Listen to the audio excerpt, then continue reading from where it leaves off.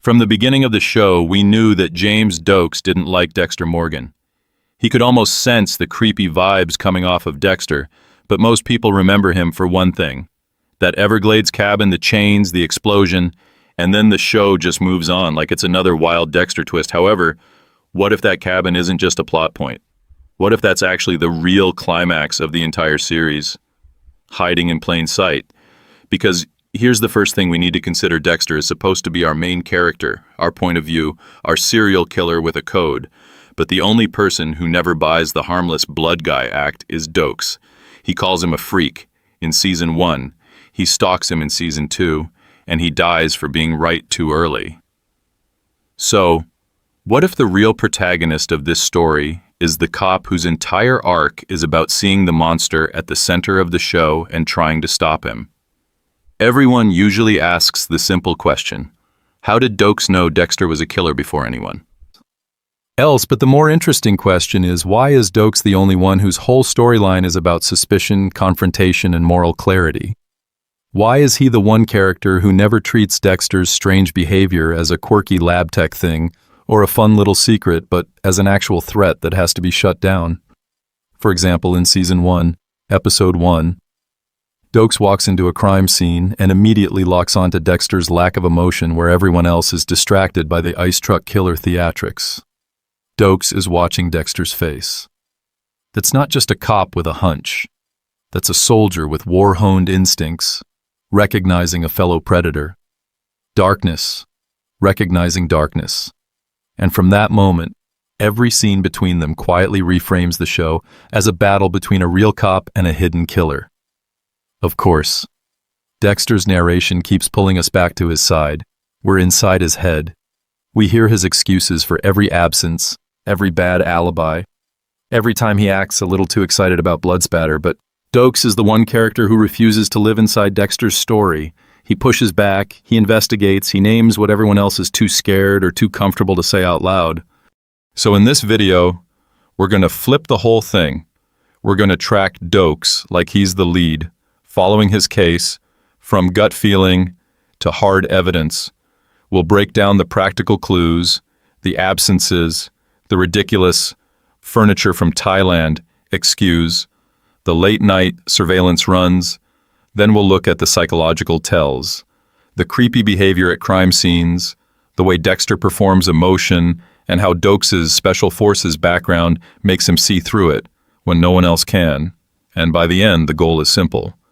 When you rewatch Dexter, it won't just feel like a show about a serial killer who almost gets caught.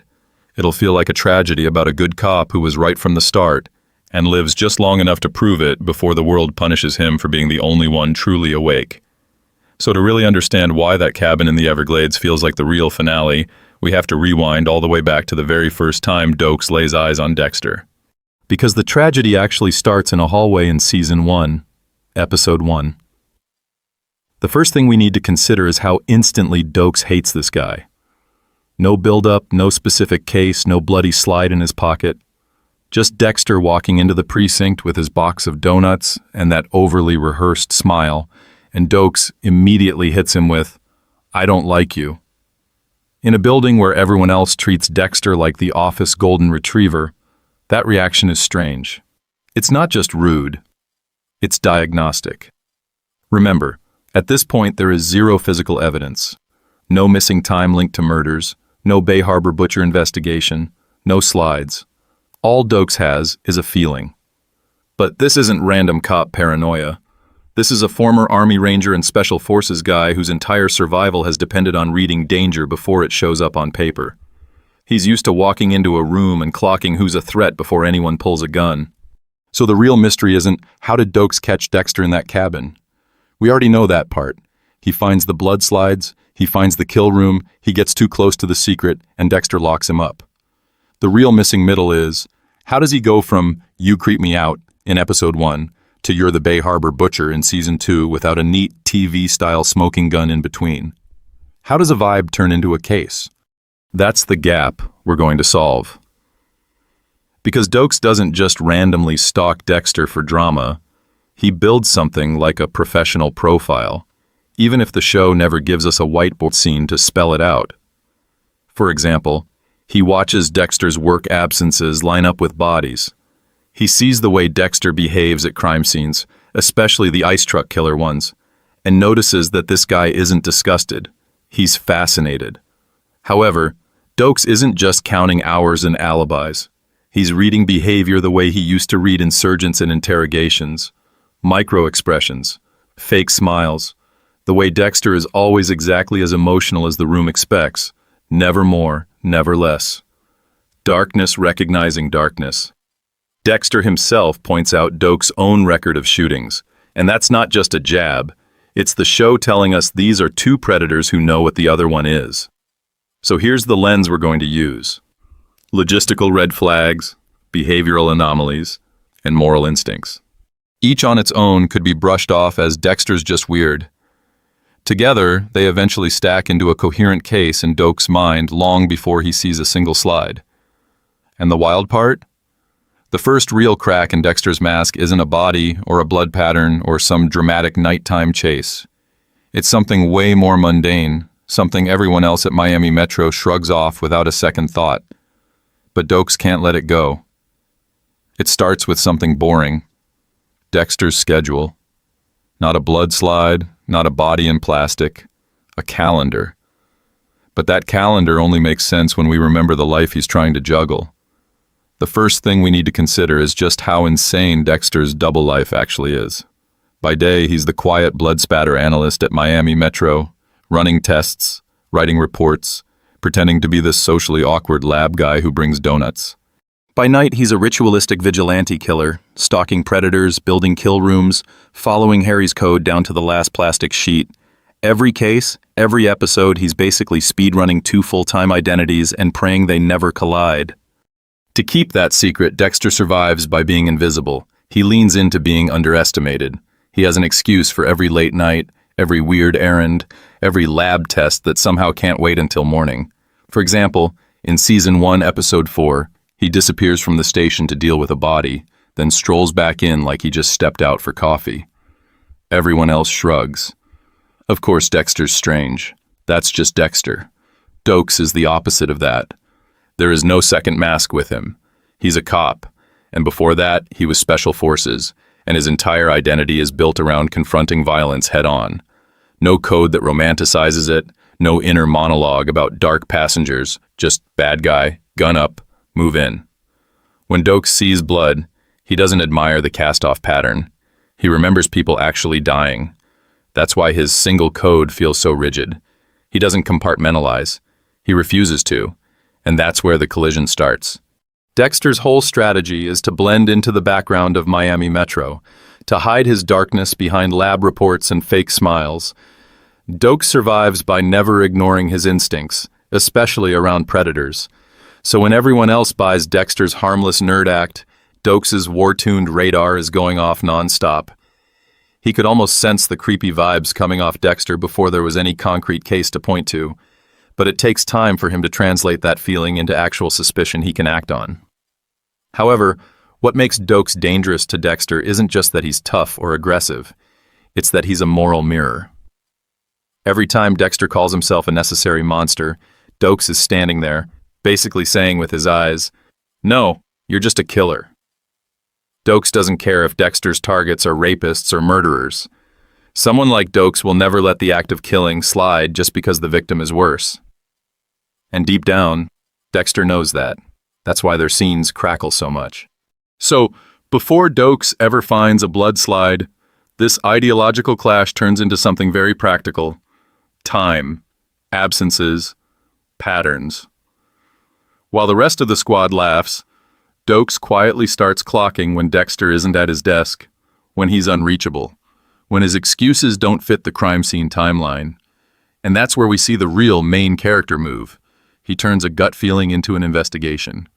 Because once Doakes starts tracking Dexter's hours, the mask doesn't just slip, it starts to tear. And the first rip shows up in a very specific case, on a very specific night, when Dexter's double life makes him vanish at the worst possible moment. And that very specific night is where Dexter's calendar stops being background noise and starts looking like evidence. Because the first thing we need to consider is that Dexter's real partner isn't Deb or Rita, or even Harry's code. It's time. Dexter runs on a brutal, almost mechanical schedule. Late night stalking and kills, early morning cleanup, then clocking into Miami Metro like he just had a full 8 hours and a guided meditation. He's fresh. He's focused. He's weirdly calm after nights where any normal person would look wrecked. That's creepy enough on its own. But for a cop like Doakes, the real problem isn't how Dexter looks. It's when he disappears.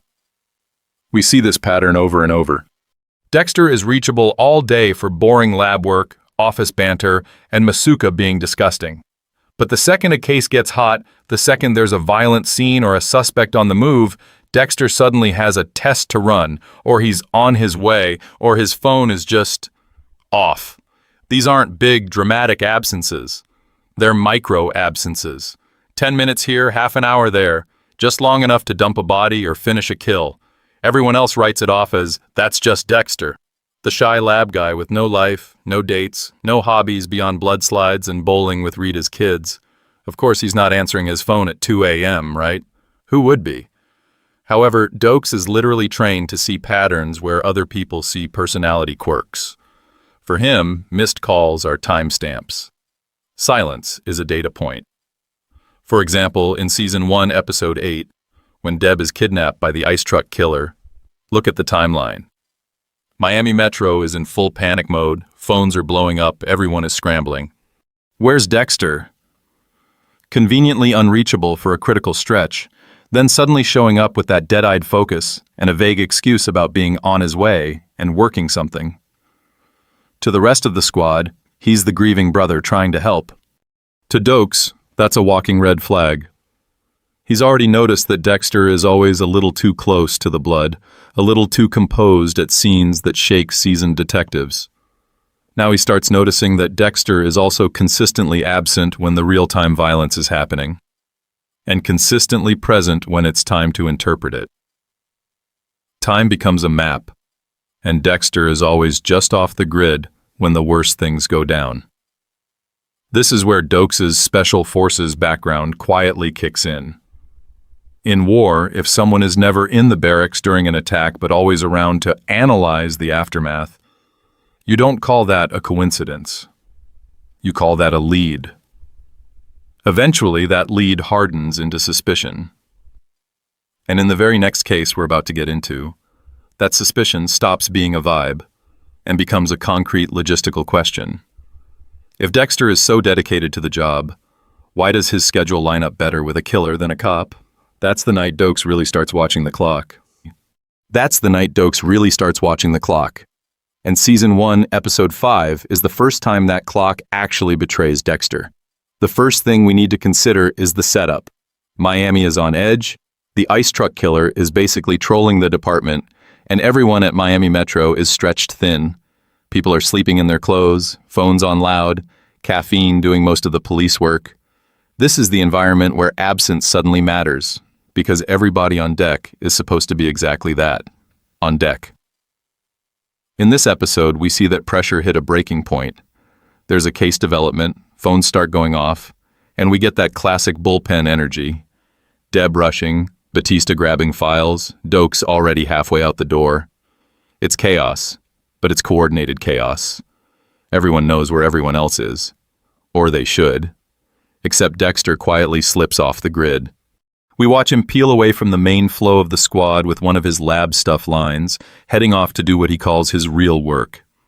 While the department is on call for a potential escalation, Dexter is out chasing his own target, following his ritual instead of the case. It's not framed as some huge dramatic disappearance. It's just a cutaway to his extracurricular activities. However, that's exactly why it's so dangerous for him. It looks small, but the timing is everything. Because while Dexter is gone, the situation in the case spikes. There's movement, a lead that goes sideways. The kind of moment where you want your blood guy ready to process whatever fresh nightmare just landed. Doakes is in the middle of that storm. He's tracking suspects, tracking officers, and, out of habit, tracking who's actually present when the danger hits. Then Dexter strolls back in. He's late, slightly out of breath. And he drops this thin, generic excuse about being caught up with samples and paperwork. It leans on his socially awkward persona a little too perfectly. He shrugs, does the harmless nerd routine, offers to catch up on whatever he missed. To most of the squad, it plays. They're tired, they're busy, and Dexter is the last person they're going to interrogate about his calendar. Doakes doesn't say anything. That's the important part. We just get that look. A pause. His eyes do a quick calculation. When the call went out, who moved, who didn't, who appeared only after the dust settled. For example, he clocks that Dexter's absence lines up almost exactly with the window when the violence could have gone down. No accusation, just a mental note. For a former Special Forces guy, that's not random. Doakes spent years in environments where your survival depends on knowing where your people are under fire. Someone who is never where the danger is doesn't read as lucky. They read as avoiding scrutiny. And Dexter's pattern, missing at the height of the tension, present for the aftermath, starts to feel strange. On its own, that night is explainable.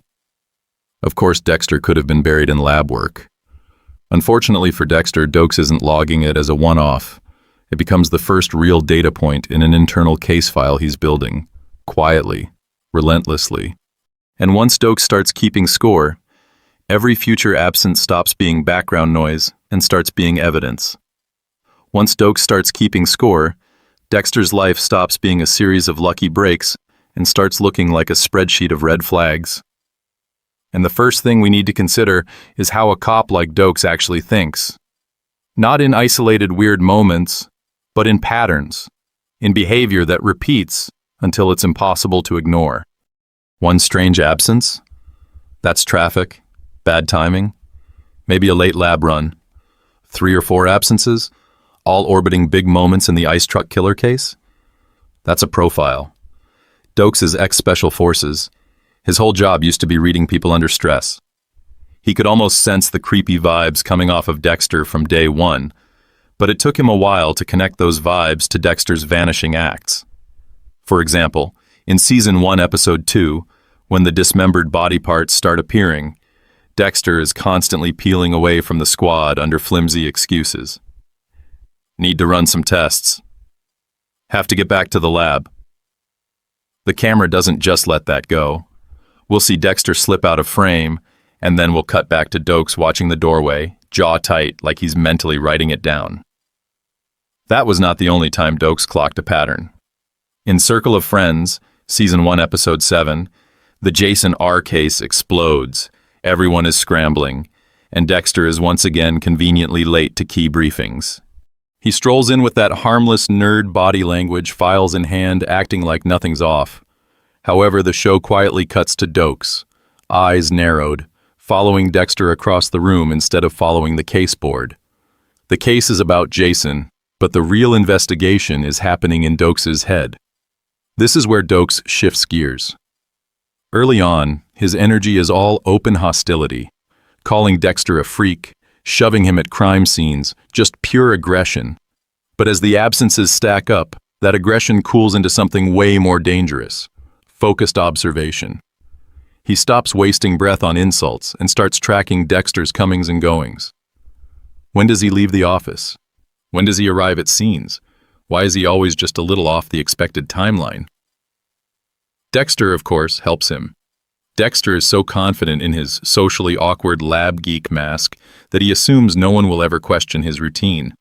Unfortunately for him, that routine looks very strange to the one guy who never bought the act.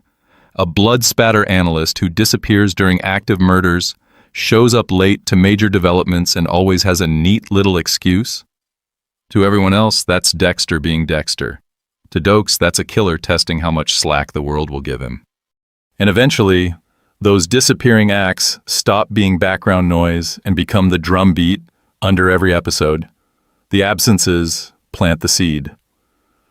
But it's one specific crisis, Deb's kidnapping, Dexter vanishing at the worst possible moment, that turns Doakes' quiet pattern recognition into something dangerously close to certainty, and pushes him to cross a line he can't uncross in the very next step of this story, and pushes him to cross a line he can't uncross in the very next step of this story. But before we rush into that crisis, hit pause for a second. What if we've been watching the wrong hero this whole time? Forget Dexter as a show about a serial killer with a code. Imagine season 1 as a cop thriller where the camera just picked the wrong lead. The first thing we need to consider is how cleanly Doakes slides into the classic protagonist role if we tilt the frame a few inches. He's the war-hardened detective, ex-special forces, carrying trauma and instincts that never really turned off. He walks into Miami Metro, scans the room, and immediately senses that one of his beloved colleagues is wrong. Not just annoying, wrong. Now replay the familiar scenes, but stay in Doakes' head. For example, that light little moment where Dexter strolls in with donuts, everyone laughing, the harmless nerd doing his morning rounds. In the version where Doakes is the lead, that's not a cute character beat. That's a tension scene. The camera would linger on Dexter's smile just a second too long, then cut to Doakes' eyes narrowing, clocking how rehearsed that friendliness looks. Every joke sounds like an excuse. Every donut is a bribe. Same with the crime scenes. We're used to treating Dexter's creepy excitement as dark comedy, especially when Masuka is being gross in the background. However, in a Doakes-led thriller, those moments are red alerts.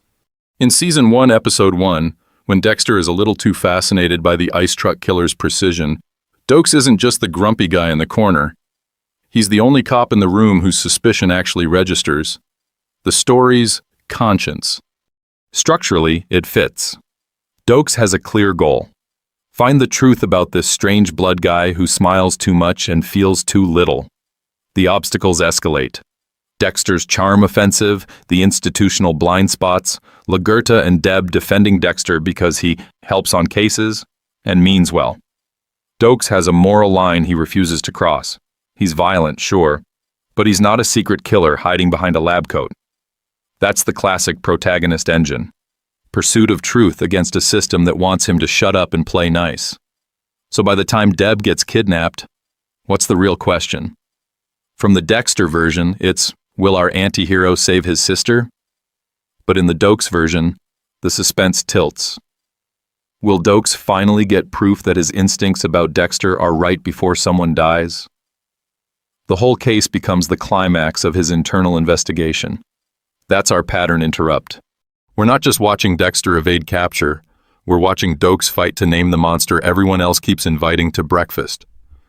And when Deb disappears and Dexter vanishes with that terrible timing, the cop thriller we've imagined, and the show we actually got slammed together at full speed.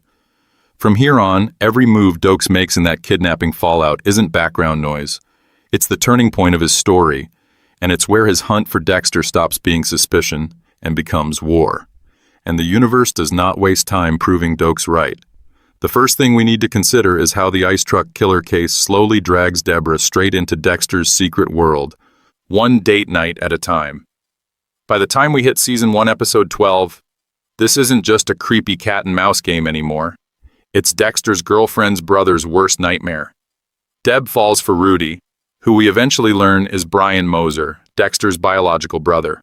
On paper, he's the perfect guy. Attentive, charming, weirdly into amputation. For example, he proposes to Deb, slides into her life, and starts asking her questions that circle closer and closer to Dexter's past without her realizing she's basically walking through a guided tour of Dexter's trauma. The tension comes from us knowing Rudy is the killer, Deb not knowing, and Dexter sensing something is off but refusing to look too closely because that darkness feels familiar. When Brian finally kidnaps Deb, everything explodes at once. Miami Metro goes into full crisis mode. Task forces, press conferences, manhunts, the whole department running on caffeine and panic. This is the kind of high-profile case where everyone is expected to be all in, especially specialists like Dexter, whose blood expertise has been helping them chase this killer all season. On the surface, Dexter shows up, offers analysis, plays the concerned brother. Underneath, he's calculating what Brian wants, what this means for his own secret, and whether he can keep both Deb and his brother alive. That's where his dual loyalties collide. Dexter is pulled between the only person who truly understands his darkness and the only person who truly loves him without knowing it. His behavior gets strange, disappearing when he should be at the center of the investigation, drifting through scenes with that distant look, giving vague answers instead of clear leads. This is not his usual controlled routine of helping the cops while secretly staying 3 steps ahead. It's messy. It's emotional. And Doakes can smell that from across the bullpen. However, while everyone else is focused on saving Deb, Doakes is doing that and running a parallel investigation in his head. Who is Dexter when the mask should be dropping? High-stress situations are where soldiers and killers show their real priorities, and Doakes is a former Special Forces guy who spent years watching men crack under pressure. Dexter's excuses, his timing, his absence when Deb goes missing. None of that tracks for a supposedly devoted brother and reliable lab geek.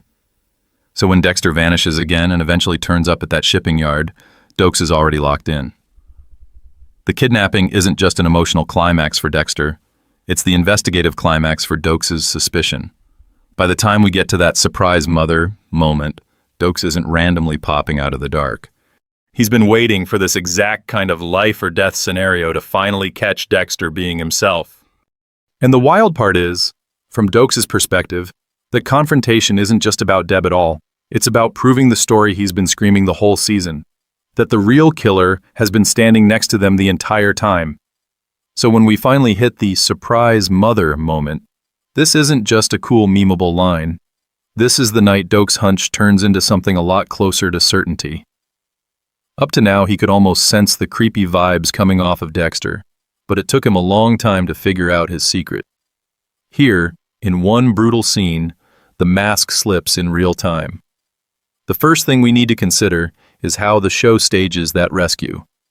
We've got Deb strapped to the table, Brian in full ice truck killer mode, and Dexter tracking him with this laser-focused calm. Everyone else is scrambling. Dexter moves like a predator following a scent. He's not guessing. He's homing in.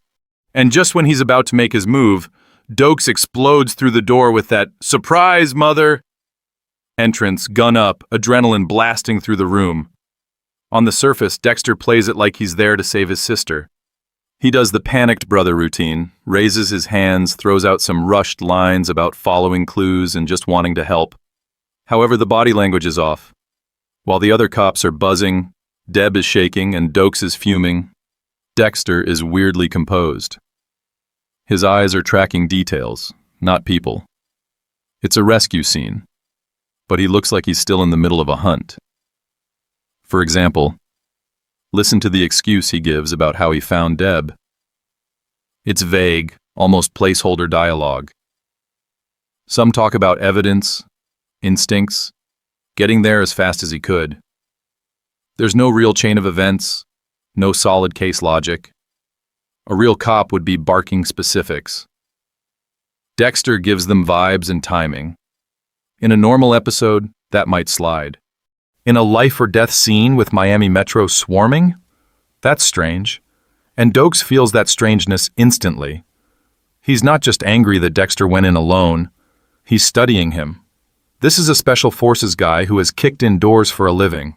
He knows how long it takes to track a target, how backup works, how fear looks on someone's face. So when this supposedly harmless lab rat arrives before everyone, at exactly the right place, at exactly the right time, without calling it in, Doakes files that away as a massive red flag. This is why the scene escalates his suspicion so sharply.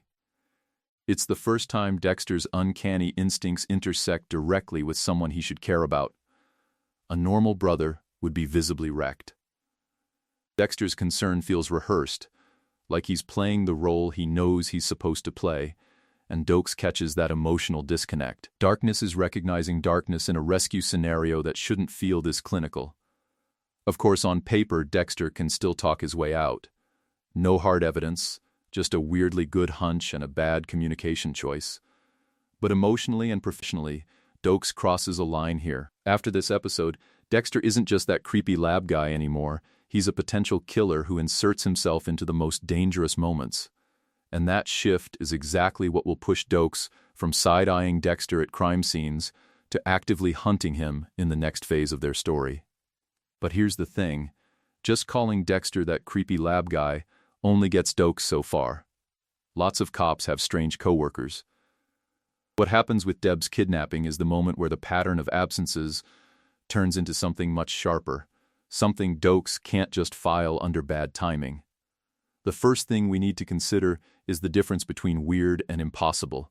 Before this, Dexter missing a call, being late to a briefing or vanishing for a blood test is suspicious, sure, but still technically explainable. People get stuck in traffic. People forget their phones. Even Dexter showing up at the shipping yard with that furniture from Thailand excuse can be written off as a dumb lie from a guy who doesn't want to admit he's in over his head. However, Dexter walking straight to the exact location of a hidden victim? That's not normal weird. That's sniper-level precision. In that scene, everyone else is reacting in real time, processing the case, scanning the area, trying to make sense of the chaos. Dexter is already locked in, moving like he's following a script he's seen before. For a regular cop, that might be heroic instinct. For Doakes, a former Special Forces operative who's literally hunted people, that looks a lot more like a hunter closing in on prey. So in that moment, Doakes' mental checklist quietly snaps into place. Opportunity? Dexter was unaccounted for when Deb was grabbed. Access? He has full access to case files, victim details, and the ice truck killer evidence that never should have left the building. Knowledge? He somehow knows exactly where to go in a situation where nobody should know anything. Motive? That one's still foggy, but Dexter's obsession with this killer and his creepy fascination with blood suddenly feel less like professional curiosity and more like rivalry. And then we get the emotional aftermath. Deb is shattered, the squad is rattled, everyone is either crying, yelling, or barely holding it together. Dexter? He's calm. Too calm. He's comforting, but it plays like someone performing the idea of concern rather than actually feeling it. It's like he's already processed the violence because, for him, this level of brutality isn't new. For example, compare that to Doakes, who's seen war and still reacts viscerally when officers are hurt. If the combat vet is more shaken than the blood guy, something is off. Of course, Doakes still doesn't have hard evidence. No kill room, no trophies, nothing that would stand up in court. But internally, the narrative flips.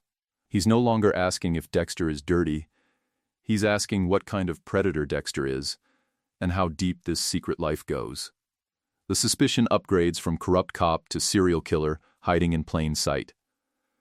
And what really seals that shift isn't just where Dexter shows up when bodies are on the line, but how he behaves when he's standing over them in the lab, in broad daylight, with everyone watching. That's where Doakes starts to see the real monster.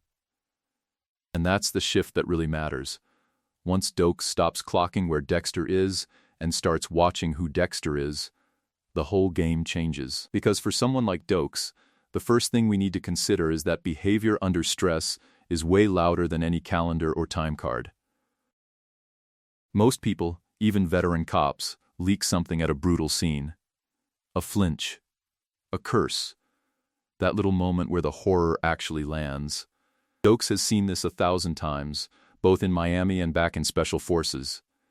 He knows what normal looks like when it's standing over a body.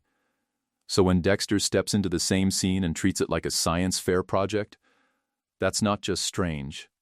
That's a tell. Dexter's whole crime scene performance is wrong in a very specific way. He's clinically fascinated, almost energized, like the blood is coffee, and he just took a sip. He crouches down, eyes locked in, tracing cast-off patterns with this eerie calm. No visible disgust, no real grief for the victim, just that low, creepy excitement that he tries to pass off as professional interest. And for everyone else, that excuse works. He's the blood guy. Of course he's into blood. However, Doakes has been around too many actual killers to buy that. He knows the difference between a tech who loves his job and a predator who loves the result. For example, in the ice truck killer cases in Season 1, Dexter isn't just analyzing the scenes, He's vibing with them. He's admiring the precision, clocking the ritual, almost like he's reading a familiar language. That's the invisible line he crosses. He doesn't just study the work, he seems to recognize the artist. Compare that to the rest of Miami Metro. They have gallows humor, sure. Masuka cracks gross jokes, Batista gets quietly sad, Deb swears at the air like the crime can hear her. Even when they're desensitized, there are these flashes of anger, or sorrow, or at least discomfort. They're still reacting as humans to brutality. Dexter half the time reacts like someone just handed him a fun puzzle on a slow Tuesday. And that's exactly what Doakes locks onto. He could almost sense the creepy vibes coming off Dexter from day one, but it took these scenes to confirm that his suspicion wasn't just about a fake smile. It was about a missing soul. When Dexter calls a mutilation clean work or reenacts an attack with way too much enthusiasm, Doakes doesn't hear a nerdy analyst. He hears a fellow hunter slipping up. Unfortunately for Dexter, Doakes is the one person in the room calibrated to catch that slip. A normal supervisor might just say, "Morgan's dedicated." Doakes says, "You enjoy this way too much," and he says it out loud, in front of everyone. That's where we start getting those moments where he barks, "You're a creep, Morgan," right there at a fresh body. And that was not the only time Doakes caught Dexter behaving strangely at a crime scene. In the next section, we're going to walk through those early episodes where that recognition gets so strong that Doakes stops just glaring from the sidelines and starts openly challenging Dexter, turning every new case into a psychological cage match. And to really see how fast that psychological cage match starts, we have to go back to the very first case they share on screen together. The first thing we need to consider is that in Season 1, Episode 1, the show doesn't just introduce Dexter as a killer with a secret life, it also quietly introduces Doakes as the only cop who refuses to be hypnotized by Dexter's harmless lab geek act. The ice truck killer's debut crime scene is the perfect test, a woman's body dismembered, every piece carefully laid out, and not a single drop of blood where it should be. Everyone else walks in and reacts like normal humans. Shock, confusion, horror. Dexter, however, walks in like he's arriving at an art gallery opening. He's taking photos of the blood patterns that aren't there, eyes wide, voice almost giddy as he explains how impossible this is. He spins in that office chair in the middle of the room, analyzing trajectories that never happened, smiling as he talks about whoever did this with this weird admiration, as if he's a fanboy breaking down a masterclass. For example, he leans back and starts describing the precision, the control, the way the killer drained the body elsewhere and then staged the parts. It's supposed to be technical, but the energy is all wrong. There's no distance. Dexter is enjoying this. He's not just solving a case, he's appreciating the craft. You can see why the rest of Miami Metro excuses it as useful enthusiasm from the blood guy. They need his expertise, so they file the strange behavior under quirky genius. Doakes does not. While Dexter is spinning and basically admiring the work, Doakes just stares at him with that deadpan, combat veteran look that says he's seen this kind of comfort with violence before, and it never belongs to the good guys. Eventually, he snaps, calls Dexter a creep right there at the body, and walks off disgusted. No joking tone, no playful banter, just pure, open rejection. That moment is huge. It's the first time anyone on the show refuses the social script around Dexter. The script says, he's awkward, but he's helpful. He's a little creepy, but it's cute. Doakes cuts straight through that and names what he sees. A man way too at home in the middle of a dismembered corpse. From his special forces background, that vibe is a red flag, not a fun character trait. And notice how both of them instantly settle into their lifelong strategies. Dexter leans harder into the lab nerd mask, over-explaining the blood, staying in his lane, pretending this is just intellectual fascination. Doakes, of course, does the opposite. He doesn't care if it's rude, doesn't care if the other detectives roll their eyes. He calls Dexter out in public, at work, in front of everyone. That pilot scene quietly sets the tone for every future interaction. Every time there's a body, Dexter tries to hide behind science, and Doakes keeps trying to rip that excuse away. In the next section, we'll see how that tension escalates from a single creep at one crime scene into a pattern of open warfare as more bodies, and more of Dexter's mask, hit the floor. That tension really explodes the first time Dexter's excitement at a crime scene stops being creepy background noise and becomes a full-on red flag, and that happens with Jason's case in Season 1, Episode 7. In Circle of Friends, the first thing we need to consider is how different this murder already feels. Jason is young, a student, and his victim is left brutalized but weirdly organized. The body's staged, the cuts are controlled, and the whole thing has this cold, methodical vibe. It's the type of kill that doesn't just interest Dexter's analytical side, it lights up his dark passenger. And as soon as he walks in, you can feel it. He doesn't just see a body, he sees a process. Dexter immediately starts walking everyone through the scene like he's giving a guided tour. He narrates the killer's thought process step by step, filling in emotional blanks no one even asked for. For example, he points out how Jason would have needed to calm the victim first, how he probably enjoyed the control, how the arterial spray means he knew exactly what he was doing. There's admiration in his voice. Not overt, but it's there. He's not horrified. He's impressed. And this is where the mask slips. Dexter's external behavior finally matches his internal monologue. Usually the creepy commentary stays in his head while he gives everyone the just the science version. Here, he gets carried away. He's practically reconstructing the fantasy behind the kill, and he's way too accurate, way too fast. It doesn't sound like deduction. It sounds like memory. Doakes clocks that instantly. He doesn't just roll his eyes and walk off like everyone else.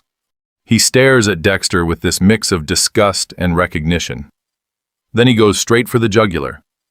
He threatens a psych evaluation and asks if Dexter is getting a hard-on from the scene. That line isn't just crude humor. It's Doakes sexualizing Dexter's fascination to label it as perverse. He's saying the quiet part out loud. This is not normal curiosity. This is arousal by violence. However, what really matters is what that accusation reveals about how Doakes reads him. Doakes is naming the overlap he sees between Dexter and the killers they chase. The same obsessive attention to detail, the same emotional distance from the victim, the same thrill humming underneath the professionalism. Everyone else hears blood spatter analyst doing his job. Doakes hears predator recognizing another predator's work. And Dexter's reaction? He freezes for a beat, then retreats behind the usual excuse of science and procedure. But the damage is done. Doakes has found a pressure point. This isn't banter between co-workers. This is a former Special Forces interrogator pushing on a suspect to see what leaks out. Jason's crime scene is where Doakes stops treating Dexter as a weirdo and starts treating him like a case. In the next section, we'll see how that shift turns into open surveillance once Dexter's strange behavior stops being ignorable and eventually forces Doakes into full-on hunter mode. Jason's case doesn't just flip a switch in Doakes' head, it also exposes what Dexter's brilliance really is. On the surface, the show sells us a classic TV genius, the guy who walks into a crime scene, squints at a bloodstain, and solves the whole case in 30 seconds. But if we slow down those scenes, something way darker is going on. The first thing we need to consider is the difference between deduction and recognition. A normal smart cop or a CSI works forward. They notice details, build a timeline, test theories, and eventually land on a conclusion. It's work. It's messy. For example, Masuka will ramble through possibilities, get distracted, make crude jokes, and then stumble toward the answer. Dexter doesn't do that. Dexter walks in, glances around, and just knows. Over and over, the show lets Dexter skip the middle of the process. He jumps straight from body on the floor to the killer stood here, grabbed her like this, then cut at this angle, with zero trial and error. It plays as stylish narration, but it feels less like he's inferring and more like he's remembering. The camera loves to swirl around him while he narrates the killer's fantasy, and of course the script keeps rewarding him by making him right. To everyone else at Miami Metro, that reads as quirky genius. To Doakes, it reads as confession. This is where his perspective completely reframes the same scenes we've been watching since Season 1, Episode 1. When Dexter talks about a killer's ritual with that calm, excited precision, Doakes doesn't hear good instincts. He hears a man describing his own preferences. It's not the content, it's the confidence. There's no hesitation, no discomfort, just this creepy, intimate certainty. Doakes has spent years around men who talk like that. His Special Forces background isn't just a cool line on his file, it's the reason he's the only one who actually hears Dexter. In war zones and black ops, he's seen guys who enjoy violence a little too much, who can walk you through an ambush like they're storyboarding an action movie. They get that same detached excitement in their voice when they describe how they do it again, but better this time. So when Dexter is at a scene, casually narrating the killer's choices, Doakes recognizes the tone. That's not a lab geek solving a puzzle, that's a predator reliving a hunt. However, because everyone else is dazzled by Dexter's results, Doakes is the only one who treats that tone as evidence instead of talent. And that brings us back to Jeremy. Jason's case plants the seed, but the Jeremy episode is where Doakes finally stops calling it instinct and starts calling it what it really is, the mindset of a killer. The only question is, what exactly does Jeremy do that snaps everything into focus for him? What Jeremy does is actually less important than what it exposes about Dexter and about us, because by the time we get to that case, we've been trained to see Dexter's crime scene brilliance as a superpower. The show keeps telling us, look how useful his darkness is. He's the cool anti-hero, the better kind of killer who just happens to work for Miami Metro. The first thing we need to consider is how completely we buy into that framing. When Dexter walks into a scene, we're primed to admire him. He notices a cast-off pattern no one else saw. Genius. He reconstructs a murder in his head with eerie precision. That's our guy. The camera follows his eyes, the voiceover walks us through his thought process, and of course the music swells like he's a hero solving a puzzle. However, if you strip out the voiceover and the dark humor, what's actually left? A man who is weirdly calm around mutilated bodies, a man who lights up at the sight of blood, a man whose entire personality turns on the second there's a new case on the table. In real life, those aren't cool instincts. Those are exactly the traits profilers flag as red lights in offenders.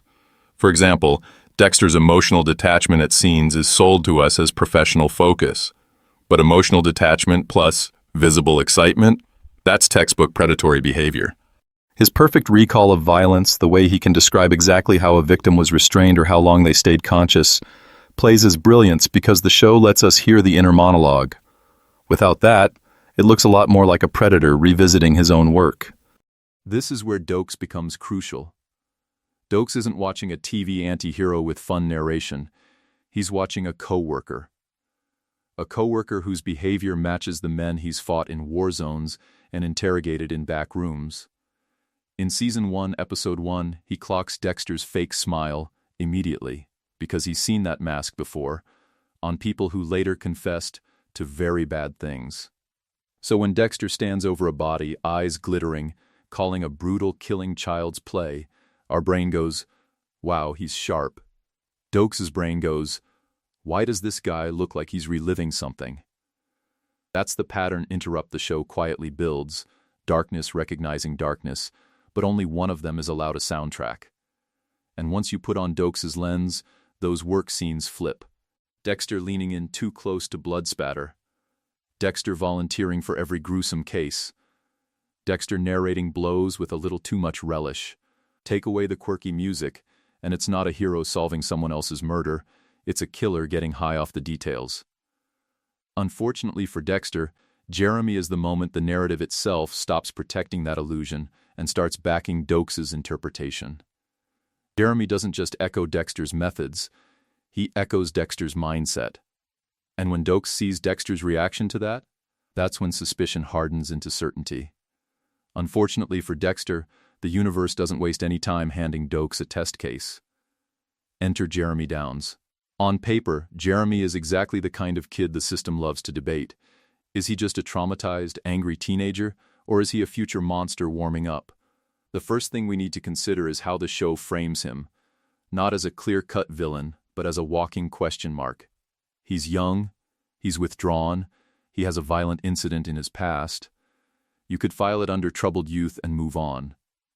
Dexter doesn't. From the moment Jeremy hits the screen, Dexter locks on. There's this laser focus that goes way beyond normal profiling. In the interview room, Dexter watches Jeremy's posture, the way he talks about violence, the little flashes of enjoyment when he revisits what he did.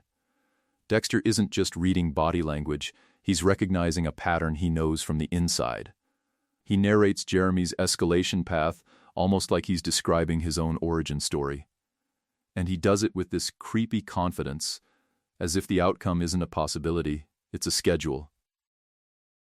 What makes this different from any other case is how fast Dexter calls his shot. While everyone else is still stuck on maybe the kid can be saved, Dexter is basically like, no, this is a killer in beta. For example, he points to Jeremy's earlier stabbing and predicts that if he gets another chance, the next attack will be more controlled, more deliberate, and less defensive. That's not just good instinct, that's a serial killer doing advanced scouting. Then the lab work comes back. Jeremy's prints pop on the new assault, exactly where Dexter said they would. The case breaks perfectly along the lines Dexter drew hours earlier.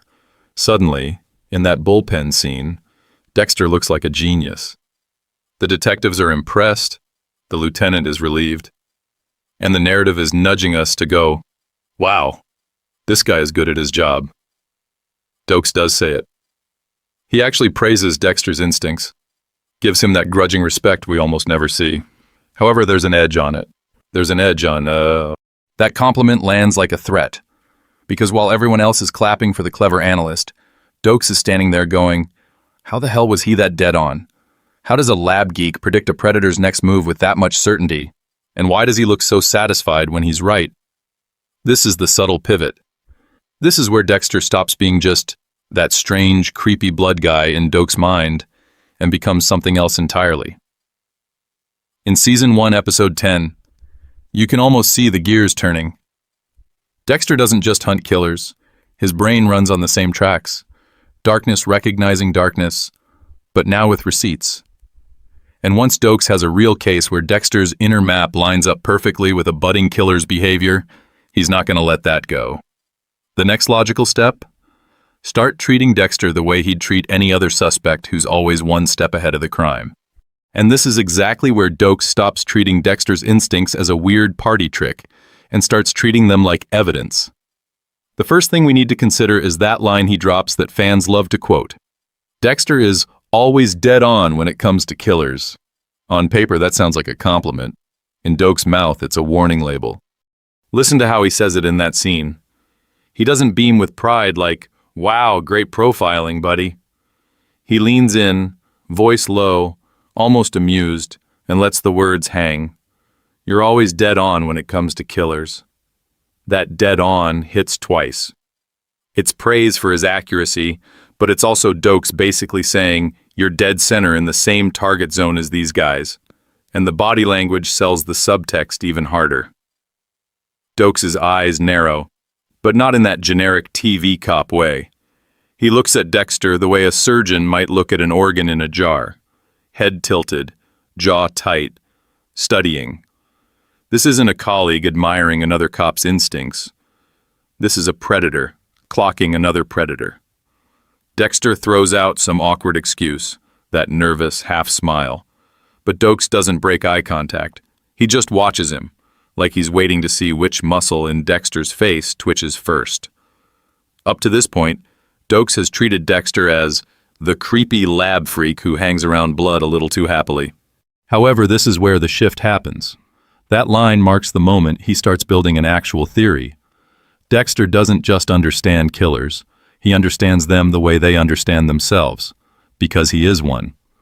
From here on, every good call Dexter makes isn't just impressive, it's incriminating. And remember Doakes' background. This is a guy who did special forces, who's run interrogations where the quiet guy in the corner turned out to be the most dangerous person in the room. He knows that sometimes the person who gets a suspect too well is just projecting their own darkness onto the case. So when Dexter nails a profile, Doakes doesn't go, "Wow, we're lucky." He goes, "Okay, what part of yourself did you just describe?" For example, in Season 2, Episode 3, when Dexter is uncannily precise about a killer's ritual, Doakes doesn't just accept it as genius. He pushes back, asks more questions than necessary, changes his tone mid-conversation. He's not chatting anymore, he's probing. He starts testing Dexter the way he'd test a perp in the box. Small traps, sudden topic shifts, watching for cracks in the story. And unfortunately for Dexter, from this point on, every new case is doing double duty. On the surface, it's Miami Metro chasing another killer. Underneath, it's Doakes watching how Dexter reacts to every body, every crime scene, every slip-up. He's building a psychological profile in real time, one dead-on call at a time. The real question now isn't whether Doakes is suspicious. It's how far he's willing to go the next time Dexter's instincts are just a little too perfect. So when those dead-on calls stop feeling random, something shifts. Doakes isn't just the angry guy barking at Dexter anymore. He's the only one in the room quietly asking, "Why is this freak always right?" That's the first thing we need to consider if we're going to understand how he goes from yelling at Dexter in hallways to practically running his own one-man surveillance unit. Early on, Doakes is pure reaction. Dexter says something creepy at a crime scene. Doakes snaps back. Dexter smiles at a body like it's art. Doakes calls him a freak and walks off. It's all heat. No plan. In Season 1, Episode 1, he literally just gets in Dexter's face and growls, "I don't like you." There's no case, no strategy, just instinct. However, as the ice truck killer investigation ramps up and Dexter keeps being in the right place at the wrong time, those instincts start organizing themselves. We see the turn when Doakes stops waiting for Dexter to slip in front of everyone and starts creating situations where only he can see the cracks. For example, he begins following Dexter after work instead of just side-eyeing him at the lab. Those late nights and extra tests suddenly have a tail. Doakes watches Dexter peel off from normal routes, head to strange industrial areas, or magically appear near fresh crime scenes with a convenient excuse already loaded. Then he gets practical. He doesn't just feel that Dexter is off, he checks. He goes through Dexter's logs, his timesheets, his case notes. He notices when Dexter claims to have been in the lab, but other officers never saw him. He clocks when Dexter's written reports line up a little too cleanly, with details that weren't public yet. That's not just suspicion anymore. That's pattern recognition. The same muscle memory he built in Special Forces, now aimed at a harmless blood guy. And here's the problem. He's alone. Everyone else at Miami Metro loves Dexter. Deb worships him. Lagerta protects him. Masuka treats him like the one normal person who laughs at his jokes. So who is Doakes supposed to go to? Hey, my gut says your favorite lab geek is a killer. That's career suicide. Unfortunately, the institutional bias is all on Dexter's side, which means Doakes has to build a case airtight enough to punch through the office hero worship. But that isolation doesn't break him. It sharpens him. Without backup, he leans harder on those combat-honed instincts. He doubles down instead of backing off, testing Dexter's stories, popping up where Dexter doesn't expect him, watching his face more than the evidence bags. Darkness is recognizing darkness, and now it's taking notes. The irony is that as Doakes gets better at this, Dexter gets worse at pretending. The kills escalate, the lies get sloppier, the absences longer. From here on out, Doakes' job becomes both easier and way more dangerous. And the next step he takes won't just be tailing Dexter, it'll be trapping him. And the really twisted part is that Dexter helps him. Dexter cannot stop feeding the man more clues. The first thing we need to consider is that as the series moves forward, Dexter doesn't get more careful with experience. He gets more reckless. The body count goes up, the personal stakes rise, and suddenly this perfectly controlled killer is sneaking out in the middle of the workday, improvising kill rooms, and snapping at people in the bullpen. From Doakes' angle, this isn't stress. This is escalation. Look at how his behavior at work starts to warp. Early on, Dexter can play the detached analyst, but by the back half of season 1, he lingers over certain victims way too long, almost caressing the blood patterns with his eyes. In Circle of Friends season 1 episode 7, he practically beams while walking everyone through the Jason R case, turning the crime scene into a one-man show. Doakes clocks that. This isn't Masuka making gross jokes. This is a guy who looks like he's reliving something. Then we get all the wrong place, wrong time moments that stack up. Dexter volunteers for specific cases that match his hunting interests, shows up at scenes before he's even been officially called, and appears in locations he has no logical reason to be. When he pops up at the docks in the ice truck killer investigation with that weak furniture from Thailand excuse, Doakes doesn't just hear a bad lie. He sees a predator circling familiar territory. For example, every time there's a particularly vicious murder, Dexter is either missing from his desk or way too eager to get involved. He inserts himself into the Oscar Prado case later on. He hovers around Miguel Prado's grief. He gravitates toward the kinds of killings that would fascinate an experienced butcher. Unfortunately for him, Doakes grew up with an actual butcher for a father and served in special forces. He knows what that fixation looks like. From Doakes' perspective, each incident doesn't stand alone. It confirms a pattern he's already mapped in his head. The creepy enthusiasm, the disappearing acts, the dead-eyed calm around bodies. When Dexter's emotional mask starts slipping, snapping at Rita, spacing out at his own office party, going blank when Deb is in danger, it doesn't read as burnout. It reads as a man whose secret life is bleeding into daylight. The show leans into this as foreshadowing. We, as the audience, feel that Dexter is pushing his luck, but through Doakes' eyes, it plays like a long con finally paying off. It's not will Doakes catch on anymore. It's how much longer until this guy walks straight into the trap Doakes has been quietly building. And that's exactly where the story is heading. By the time we hit season 2, Doakes isn't just suspicious. He's actively hunting Dexter, and the tone of the show tilts into a full-on cop versus killer thriller, with Doakes quietly stepping into the role of the real lead. By the time we hit season 2, that quiet trap we talked about isn't theoretical anymore. The show literally rearranges itself around one question. Can Doakes prove Dexter is the Bay Harbor butcher before Dexter gets rid of him? The first thing we need to consider is the basic setup. Season 2 opens with divers pulling up garbage bags full of bodies from Dexter's favorite dumping ground. The Bay Harbor butcher case explodes across Miami.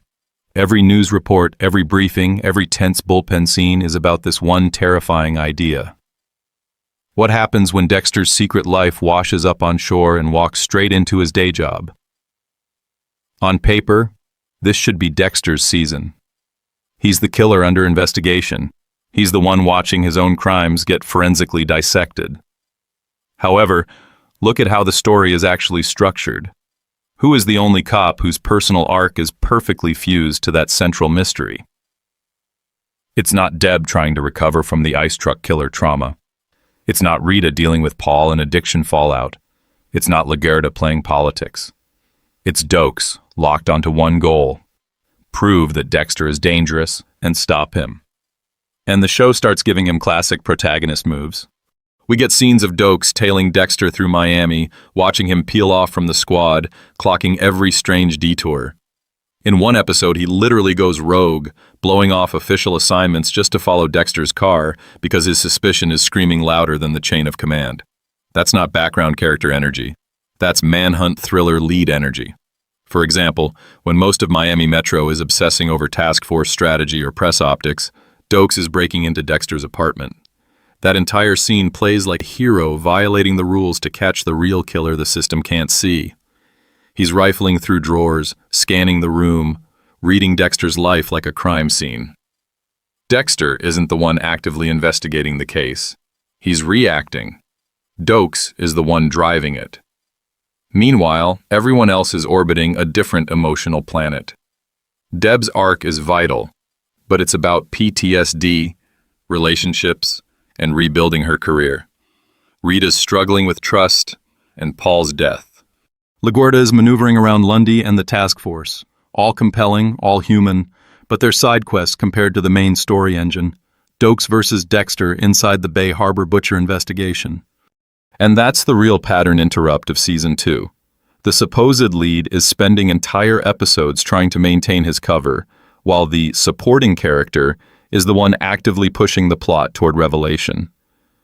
Doakes questions Dexter, shadows him, confronts him in parking lots and hallways, refuses every excuse. He's the conscience of the show, and the conscience is finally on offense. Unfortunately for him, the story is about to reward all that effort in the cruelest way possible.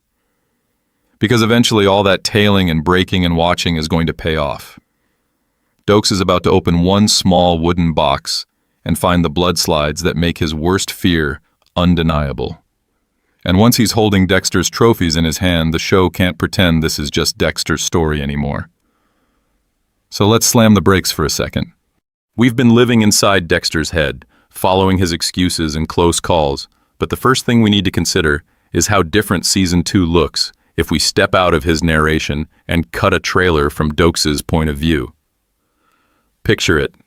Cold open on black trash bags bobbing in the ocean, that creepy plastic rustling sound, quick flashes of the Bay Harbor Butcher crime scenes.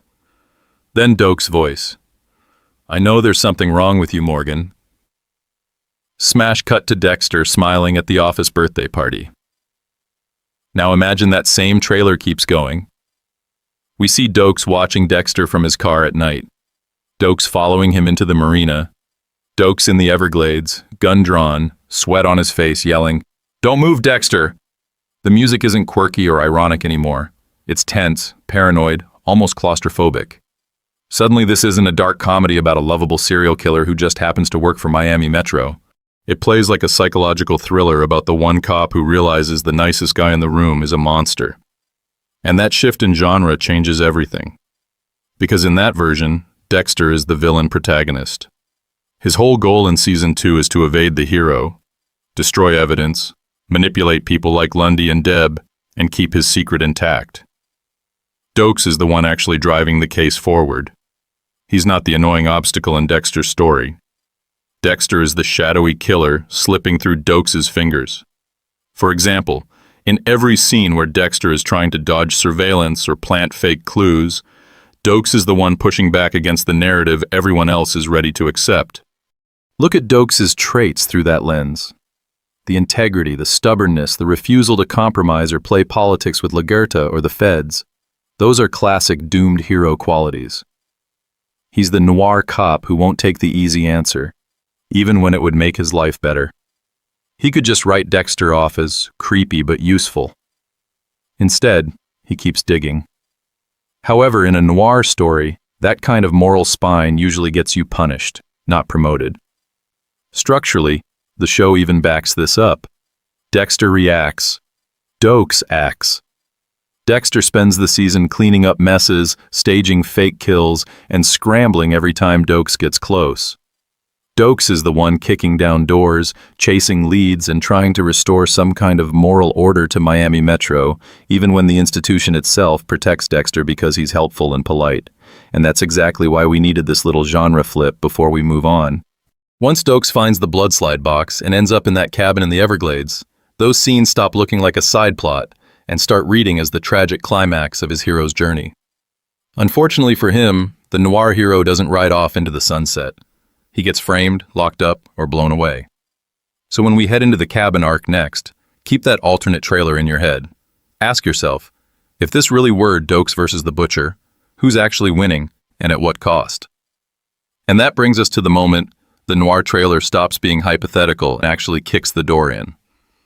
Because if this really is Doakes versus the Butcher, there's one scene where the case stops being vibes and starts being evidence. The night Doakes breaks into Dexter's apartment. The first thing we need to consider is how huge of a line that is for a guy like Doakes. This is not some lazy cop planting drugs in a glove compartment. This is the straight arrow Special Forces veteran, the guy who lectures people about procedure, deciding that the system around him is so blind, he has to go rogue just to keep up with a lab geek. His suspicion has been simmering since Season 1, Episode 1, but this is where he finally admits to himself, Dexter isn't just strange, he's dangerous. And the show really milks that break-in. No music stingers, no jump scare, just Doakes moving through Dexter's perfectly organized, perfectly boring apartment. It's almost funny how normal everything looks. Neat kitchen, neat bedroom, neat life. If you didn't know better, you'd say Doakes was the creepy one here, rifling through a coworker's stuff after hours. However, he keeps going because predators hide their secrets deep. For example, when he finds that air conditioner panel and gently pries it open, the whole series pivots in one quiet motion. He pulls out the wooden box, sets it down, and opens it like it might explode. What he sees is worse than a bomb. Row after row of blood slides. Cataloged. Labeled. Ritualized. This is not some one-off crime of passion. This is a serial killer's trophy case. In one shot, every weird look, every creep comment, every time Doakes tailed Dexter instead of accepting another dumb excuse is justified. Dexter isn't just off, he's prolific. And he's organized. He's been doing this under their noses for years. Watch Doakes' face in that scene. There's no gloating, no I knew it motherfin, just this grim, hollow realization. He was right, and that means two terrible things. One, Miami Metro has been working next to a monster. And two, he now carries a burden of proof in a department that loves Dexter as the helpful blood guy who brings donuts. How do you walk into Lagerda's office and say, hey, your favorite analyst is the Bay Harbor Butcher, without sounding like you've lost it? Unfortunately, that box doesn't just confirm the case, it escalates the war. From this point on, Doakes isn't just suspicious. He's in direct physical conflict with Dexter. The evidence forces his hand. He can't unsee those slides, so he follows Dexter out of the city, into the Everglades, and into that cabin where the show finally lets hero and anti-hero share the same cage. And once they're in that cabin together, the question stops being, is Dexter a killer? And becomes something much darker. Which one of them actually walks out? Once we're in that Everglades cabin, the whole show changes. The chase is over. The case is closed. Now it's just Dexter and Doakes, chained together in the middle of nowhere. And the question isn't, who's the killer anymore? It's, whose reality wins? The first thing we need to consider is how completely the power looks flipped, and yet isn't. Doakes is literally chained to a post, beaten up, ribs aching, surrounded by plastic and tools he understands all too well. Dexter, meanwhile, is calm, uninjured, in control of the keys, the knives, and the narrative. He starts doing what he always does when cornered. He explains. He talks about Harry's code, about only killing bad people, about how this is actually a public service. It's the same excuse that's worked on us as viewers for an entire season and a half. However, this is the first time he tries that speech on someone who isn't remotely impressed. Doakes doesn't care about Dexter's careful language. In one scene, when Dexter lays out a victim's file like it's a legal brief, Doakes just stares at him and says, basically, you're a killer, mother-f***, that's all. No euphemisms, no dark passenger, just a man looking at another man and refusing to let him hide behind branding. For example, when Dexter drags out the I only kill killers line, Doakes immediately cuts through it. He mocks the idea that a code makes Dexter special, asking how many bodies it takes before he stops pretending he's different from the monsters on his table. It's a brutal little pattern interrupt for us too, because we've been trained by the show to treat the code like a moral shield. Doakes calls it what it is. A rule book a serial killer wrote for himself. That's why these cabin scenes quietly turn Doakes into the story's conscience. He says the things the series usually softens with dark humor or stylish kills. He reminds us that Dexter works for the law, but doesn't follow it. That a cop doesn't get to rewrite the rules just because the system is messy. In Season 2, Episode 7, when Dexter tries to justify himself by pointing at Doakes' own shootings, Doakes doesn't flinch. He owns his violence, but he won't let Dexter use that to dodge responsibility. Unfortunately for Doakes, moral clarity has terrible plot armor. In a traditional story, this is exactly where the hero turns the tide, chained, beaten, but righteous, breaking free and dragging the villain into the light. Here, the moral hero is the one who never walks out of that cabin. So if the man with the clearest vision dies there, what does that say about the world Dexter gets to walk back into? And that's exactly where we have to ask a harder question. Why was Doakes the only one who could see the monster in the room, and why did nobody listen? The answer isn't just good cop instincts. It's war. It's trauma. It's a lifetime of being around men who enjoy violence a little too much. The first thing we need to consider is Doakes' past before Miami Metro. This is not some desk sergeant who stumbled into homicide. He's Army Ranger, Special Forces, Black Ops. We're talking about a guy who's kicked in doors in countries the show never even names, who's interrogated suspects, and who's had to make snap decisions about who's dangerous and who's just terrified. He has lived in rooms where the wrong read gets you killed. In that world, you develop what we can call predator radar. You learn the difference between the soldier who's shaking because he doesn't want to pull the trigger and the one who looks calm, almost peaceful, when everything is on fire. Doakes has seen that calm before. He's seen the guy who smiles in chaos, the guy whose pulse doesn't spike when a body hits the floor. Those are the ones you watch. So when Dexter strolls into a murder scene with that weird, flat serenity, Doakes clocks it instantly. For example, in those early ice truck killer scenes, everyone else is overwhelmed by the brutality and the theatrics. Dexter, meanwhile, is fascinated, leaning in, studying the blood like it's modern art. That calm, that curiosity, that lack of normal disgust. For most of Miami Metro, it's just Dexter being a creepy lab rat. For Doakes, it's the exact same energy he's seen in Special Forces operators and mercenaries who feel more alive around death than life. That's why Doakes keeps calling Dexter a freak before he has any real evidence. He can almost sense the creepy vibes coming off of Dexter, but it takes time to prove the secret behind them. However, that predator radar comes with a price. You don't walk out of Black Ops clean. Doakes is jumpy, intense, always on edge. He overreacts. He gets in people's faces. He's abrasive as hell. And that's the tragic irony. The very trauma that makes him right about Dexter also makes him easy to dismiss. When Doakes snarls, "I see you, everyone else just hears the angry cop with too many shootings on his record going off again. Of course, they side with the quiet, helpful blood guy instead of the human grenade. Unfortunately, that combination, hyper-attuned to danger, socially radioactive, turns Doakes into the perfect character to see Dexter and the least believable witness when he tries to warn anyone. So when the show moves into the institutional side of this, the politics of Miami Metro, we have to ask, what happens when a system built on appearances decides the real killer is the one who looks like a hero? And this is where it stops being just Dexter versus Doakes and turns into Dexter plus Miami Metro versus Doakes. The first thing we need to consider is how the precinct itself becomes a character in this conflict, quietly picking a side long before anyone says it out loud. Inside Miami Metro, Dexter is the golden boy of forensics. He's the polite lab guy who brings donuts, fixes everyone's cases with last-minute blood magic, and remembers birthdays. Doakes, on the other hand, walks in every scene like a live grenade.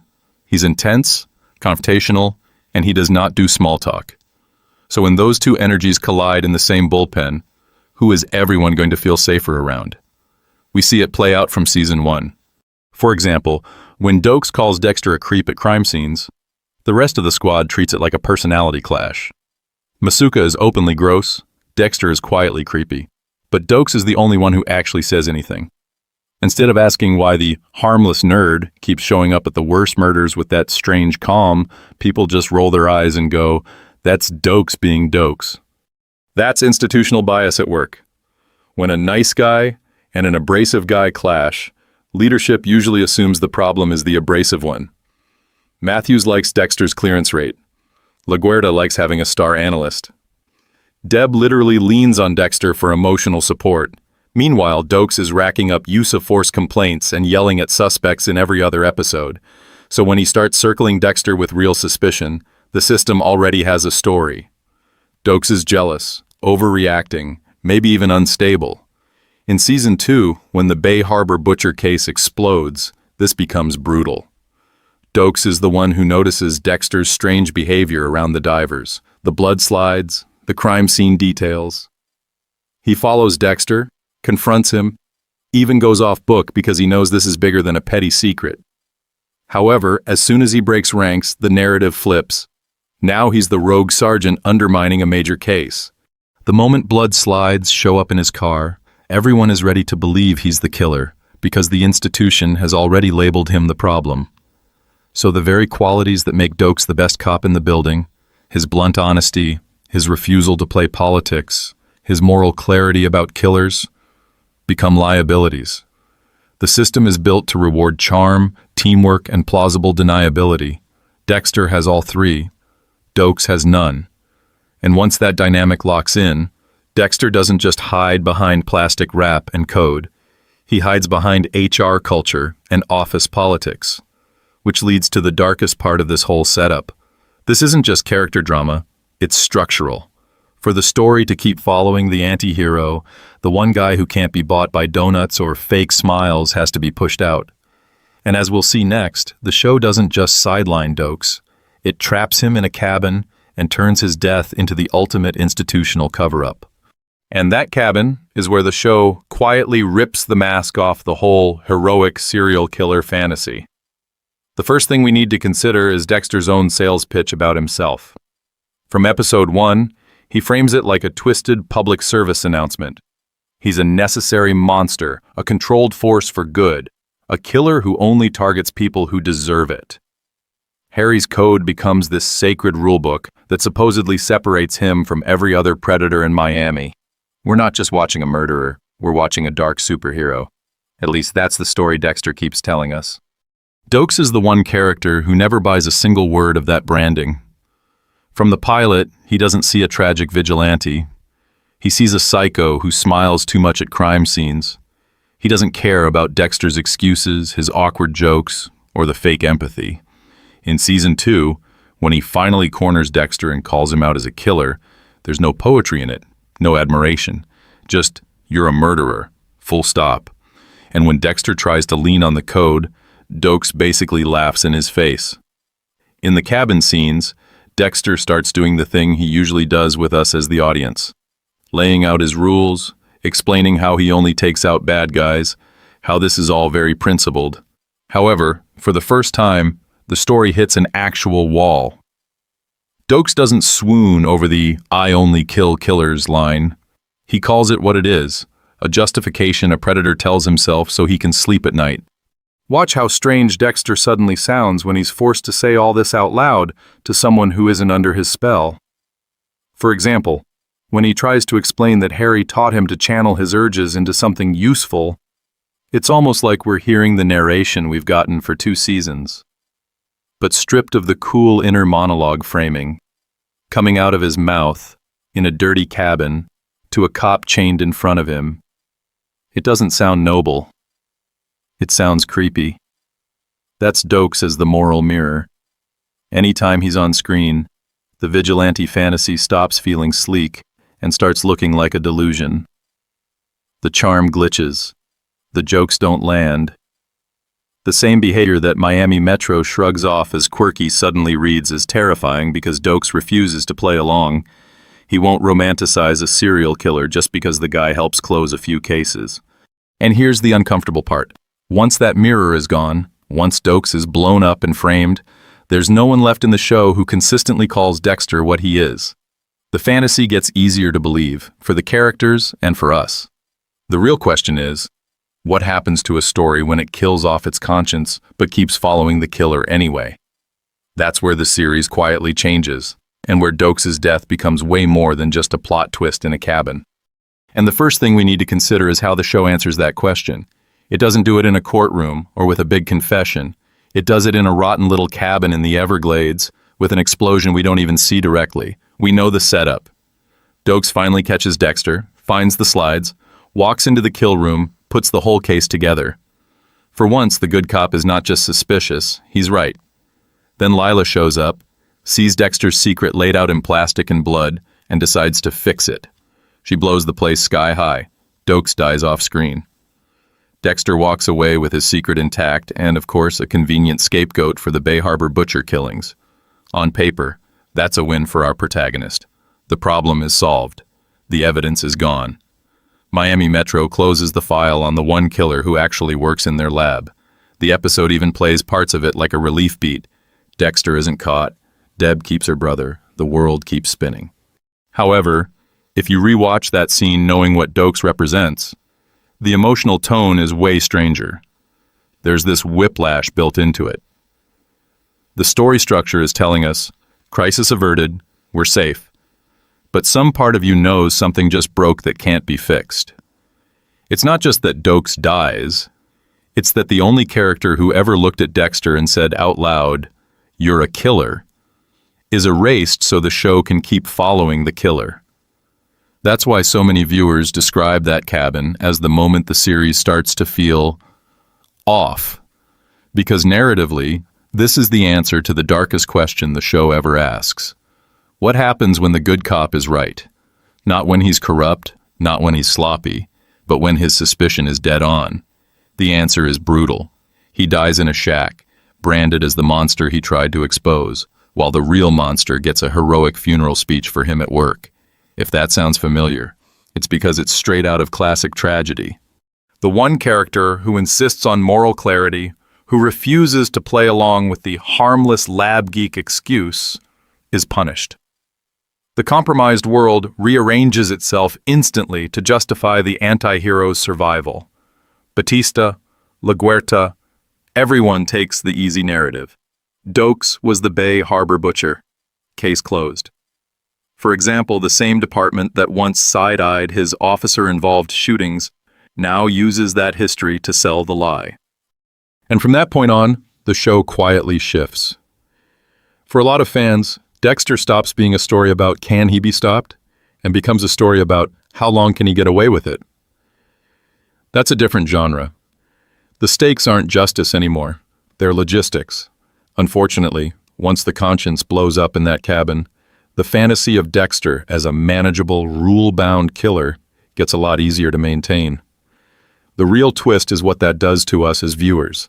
If we stay on Dexter's side after Doakes, what does that say about how the show has trained us?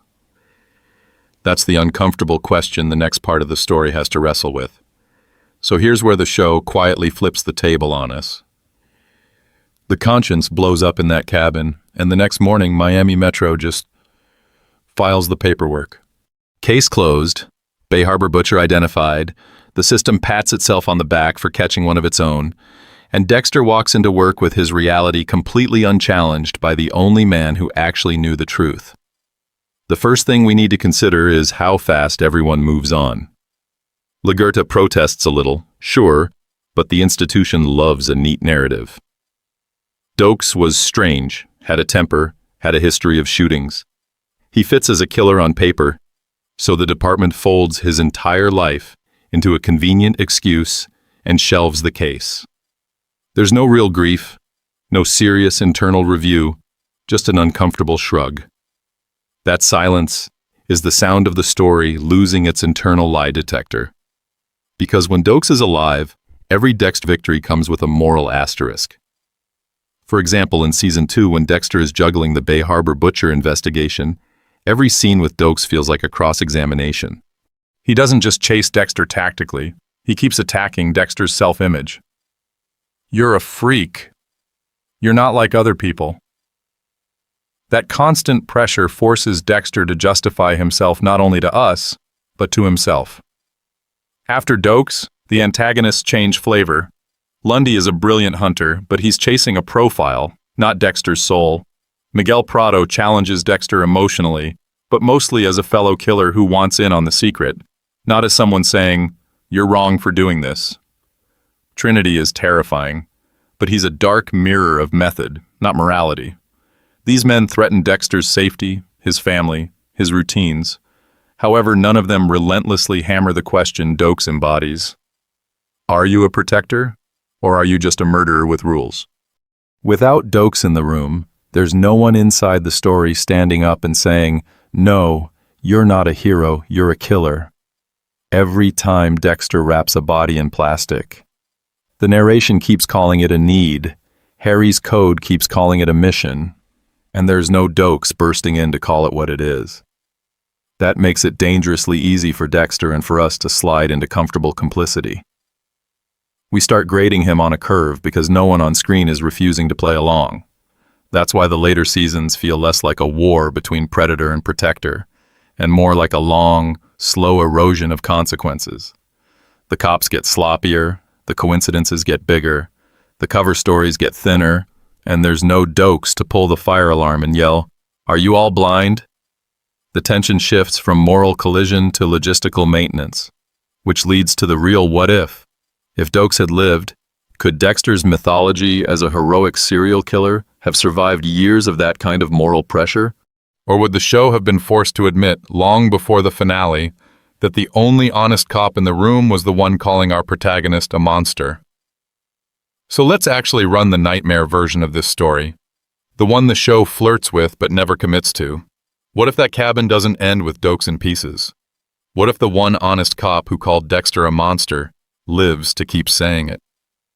The first thing we need to consider is that Doakes surviving doesn't mean he walks back into Miami Metro the next day with a neat case file. In a world where Lila doesn't kill him, or he somehow escapes before the explosion, he still has a massive problem. Dexter has already framed him as the Bay Harbor Butcher. The institution has chosen its narrative. So Doakes has to do what Dexter usually does, go underground. Imagine that reversal. Doakes, the by-the-book sergeant, suddenly living like a fugitive, using his special forces training to disappear while he gathers proof. He's not just angrily shadowing Dexter outside crime scenes anymore.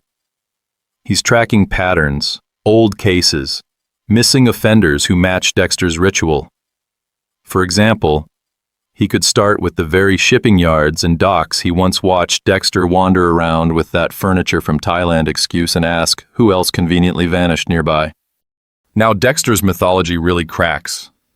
Without the Bay Harbor Butcher cover story neatly pinned on Doakes, every new body is a problem that can't be outsourced to a dead scapegoat. Doakes can leak pieces of the truth, anonymous tips, photos of plastic sheeting, names of victims who were never supposed to be found. Suddenly, Lundy's style of methodical profiling gets weaponized against Dexter, but from the shadows, by the one guy who already knows exactly what he's hunting. This forces a different version of Dexter. He can't just tell himself he's a righteous killer, taking out the trash, when there's a living, breathing counter-argument out there saying, "No, you're just a murderer, dodging the only cop who won't look away." Every time Dexter wraps a body, he has to ask, did Doakes anticipate this move? Is there a camera, a witness, a breadcrumb deliberately planted to expose him? The tension of the show shifts back to its purest form. Can anyone stop Dexter? And in this timeline, the answer isn't fate, or Harrison, or a random lumberjack epilogue. It's Doakes. He becomes the protagonist of that question, the active force pushing the plot forward while Dexter reacts. However much the voiceover tries to keep us inside Dexter's head, structurally we'd be watching a manhunt led by the only character who sees Dexter clearly. And that's exactly why this timeline never happens.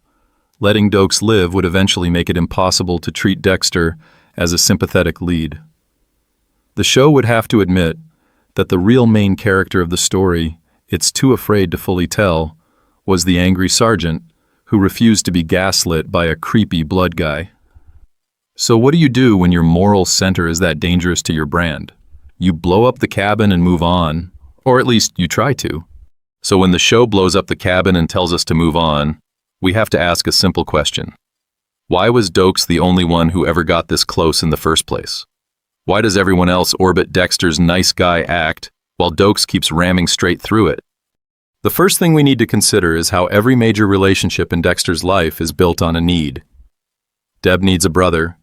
Rita needs stability. Lagerta needs a golden boy for her stats and image. Batista needs a dependable coworker he can grab a beer with after a rough case. Dexter doesn't just have a mask. He's a perfectly tailored solution to everyone's emotional and professional problems. Take Deb. Her whole identity is wrapped around that childhood bond. She's the foul-mouthed, insecure detective who grew up in the shadow of Harry and, by extension, Dexter. Questioning Dexter too hard doesn't just risk a creepy secret, it risks the one person she believes actually sees her. So when Dexter has strange absences or flat reactions, Deb's lens is always, "That's my brother, he's just weird," not, "Is he a killer?"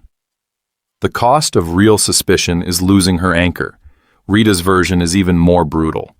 Dexter is the safe boyfriend who doesn't push for sex, who's great with her kids, who shows up when she's drowning in trauma. Of course, she ignores the late nights and vague excuses.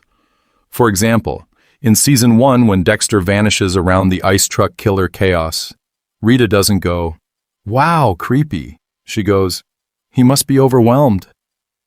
Her survival depends on believing that this calm, gentle man is exactly who he says he is. Lagerta and Batista have their own blinders. Lagerta sees Dexter as a PR dream, the quiet genius who helps her close cases and look competent to the brass. Challenging him risks numbers, reputation, and promotions. Batista just sees a good guy who does his job, laughs at Masuka's jokes, and makes the blood evidence behave. Why would he dig past that when the lab geek makes his life easier? However, Doakes doesn't need Dexter for anything. He doesn't like him, doesn't hang out with him, doesn't get emotional comfort, political cover, or professional shortcuts. If anything, Dexter's existence is a direct threat to the order Doakes is desperately trying to maintain. As a former Special Forces guy who's done ugly things under a flag, his whole fragile peace depends on believing that violence is at least pointed at the right people. So his primary lens is never, "Is this person useful or comforting to me?" It's always, "Is this person dangerous?" That's why every creepy scene, every bad excuse, every convenient absence gets logged as evidence, not waved away as social awkwardness. When you add up those absences, the behavior, the instincts, and that brutal moral clarity, Doakes' gut feeling stops looking like paranoia and starts looking like the most evidence-based read in the entire show. But if Doakes is reading Dexter that accurately, what does that say about Dexter's story, and about ours, once the only honest witness is gone? So once the only honest witness is gone, what are we actually left with? To answer that, we have to pull all of Doakes' evidence together and ask a brutal question. Did he really know Dexter was a killer? Or was it all just gut feeling and attitude? The first thing we need to consider is the sheer number of practical red flags. Dexter doesn't just miss a meeting here and there. His absences line up with major events like a calendar for murder. He's unreachable when Deb is taken, then magically appears at the shipping yard in the middle of the night with that furniture from Thailand excuse that wouldn't fool a rookie. 1 disappearance is strange. 2 is suspicious.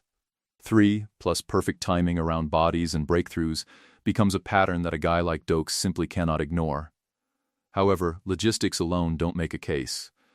What really locks it in for Doakes is the behavior he keeps seeing up close. At crime scene after crime scene, Dexter isn't just doing his job, he looks excited. He calls a brutal killing child's play, he walks through blood spatter like he's replaying a favorite movie, and he reads killers' thought processes with this creepy intimacy. To Masuka, it's just Dexter being a weirdo. To a former Special Forces interrogator, it looks like lived experience bleeding through the mask. For example, in those early ice truck killer cases, Dexter keeps guessing the killer's moves with ridiculous accuracy. Doakes watches him the way a hunter watches another hunter. That's why when he eventually finds the blood slides, it isn't a shocking twist for him, it's confirmation. From the Jeremy case, to the nighttime tailing, to the storage unit, we see a pattern recognition arc. Instinct first, then behavior, then hard evidence. By the time the slides show up, Doakes has already connected Dexter's mind to the monsters they chase. And underneath all of that is the moral dimension the show barely lets anyone else touch. Doakes is a man whose war trauma and violent past could have broken him in the same direction as Dexter. Instead, he builds this rigid code around it. He has a high number of shootings, sure, but they're on the record, in the file, subject to review. That's his line. So when he sees Dexter hiding his violence behind a smile and a lab coat, he refuses to romanticize it as some vigilante secret. Of course, he calls it what it is, a psycho who likes killing. So how did Doakes know? He was paying attention on every level: time, behavior, instinct, and ethics. He doesn't just see Dexter's crimes. He sees the lie Dexter tells himself about being necessary. That's why Doakes feels less like a side character and more like the real main character of Dexter's darkest story, the one person who sees the monster clearly and still says no. The tragedy is what happens to a story when its conscience loses. That's where we're headed next. So when the story's conscience loses, what actually wins? In Dexter, the answer is the most brutal kind of irony. The monster walks away with a promotion and a girlfriend, and the one honest cop who refused to play along gets blown to pieces in a cabin in the Everglades. The first thing we need to consider is how completely upside down that is on paper. Doakes does everything the system says it wants. He follows his suspicion. He refuses to fake a smile at a creepy blood guy. He stalks Dexter not for revenge, but to stop a killer. Dexter, meanwhile, spends season 2 juggling bodies in the ocean and coming up with whatever excuse will get Lagerta and Deb off his back. Yet whose narrative gets protected? Dexter's. For example, in season 2, when Doakes finally finds the blood slides, that should be the heroic breakthrough moment. That's the episode where, in a normal cop show, the relentless detective cracks the case and drags the secret into the light. However, in Dexter's world, that victory just signs his death warrant. The system doesn't rally around the truth. It rallies around the more charming lie. And that's the real critique buried in this whole arc. Miami Metro is full of people who would rather believe in the funny, helpful lab geek than the angry sergeant who keeps yelling that the lab geek is a killer. The institution rewards Dexter's performance and punishes Doakes' blunt honesty. It's not just that Doakes dies. It's that he dies branded as the Bay Harbor Butcher, while the actual butcher gets institutional cover and emotional closure. Unfortunately, that's exactly why Doakes' story hits so hard and lingers so long. His arc is morally coherent in a way the show itself eventually struggles to be.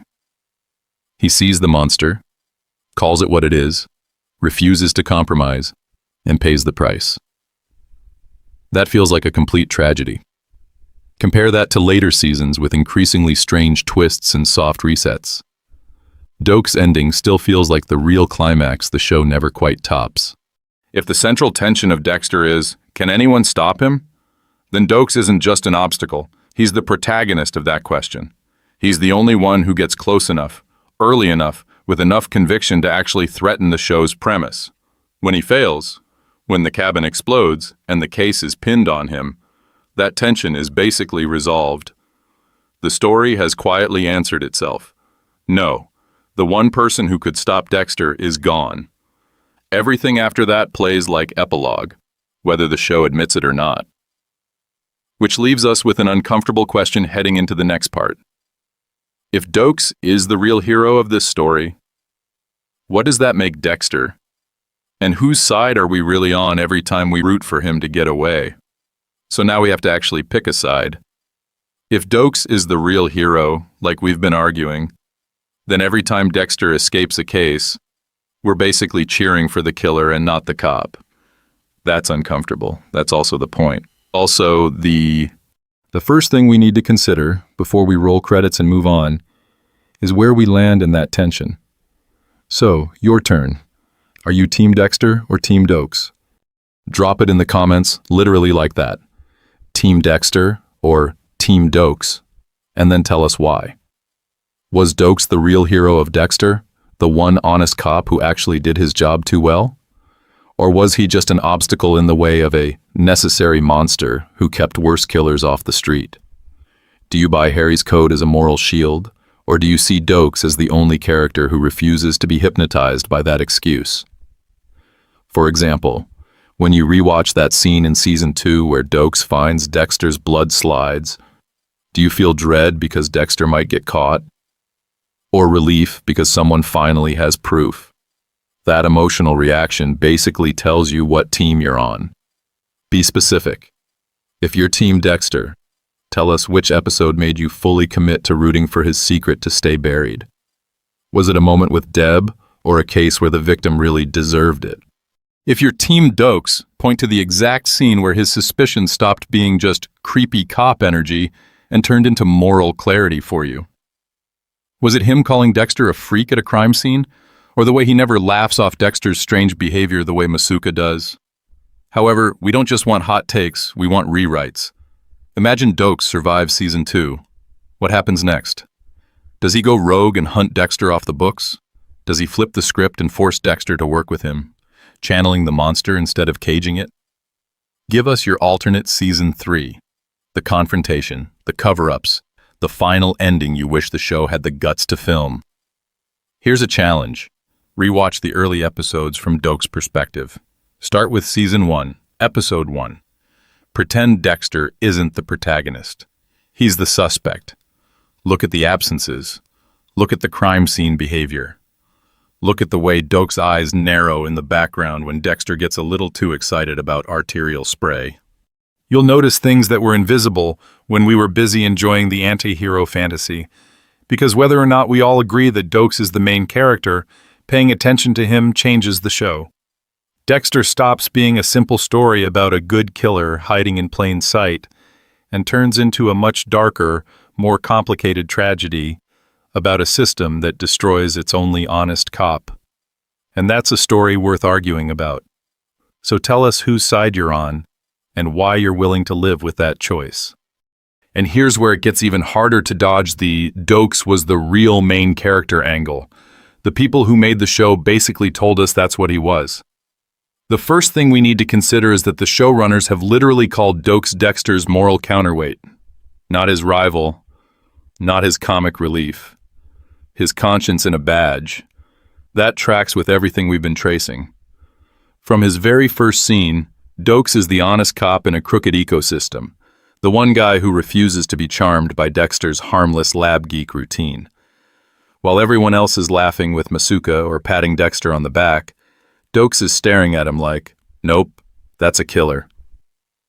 The writers have talked about how Doakes was designed to be the one character whose instincts are actually functioning in this world, which is exactly why he's doomed. For example, in Season 1, Episode 1, when Dexter is weirdly calm at the ice truck killer crime scene, everyone else shrugs it off as Dexter being Dexter. Doakes doesn't. That's the meta intent playing out on screen.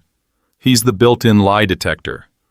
Later, when he follows Dexter, challenges his excuses, and eventually finds the bloody slides in Season 2, that isn't just plot escalation. That's the showrunners pushing their moral design to the limit. What happens when the one honest cop finally gets proof? However, the writers were also trapped by their own premise. This is still a show called Dexter. If Doakes lives, the fantasy of the good serial killer collapses immediately. So they do the only thing that lets the series keep going. They kill the moral counterweight and frame him as the Bay Harbor butcher. It's brutal, but it's also consistent with the intent they've admitted. In a world built to protect a monster, the honest cop doesn't just lose, he gets turned into the monster. And that's why his early presence ends up defining the moral stakes for everything that follows. Every time Dexter gets away with something later, we're haunted by the memory that there was one person who saw him clearly and paid the ultimate price for it. The showrunner's own comments basically invite us to watch the whole series with this question in mind. What if someone actually did their job in this department? We already saw the answer. It blew up in a cabin in the Everglades.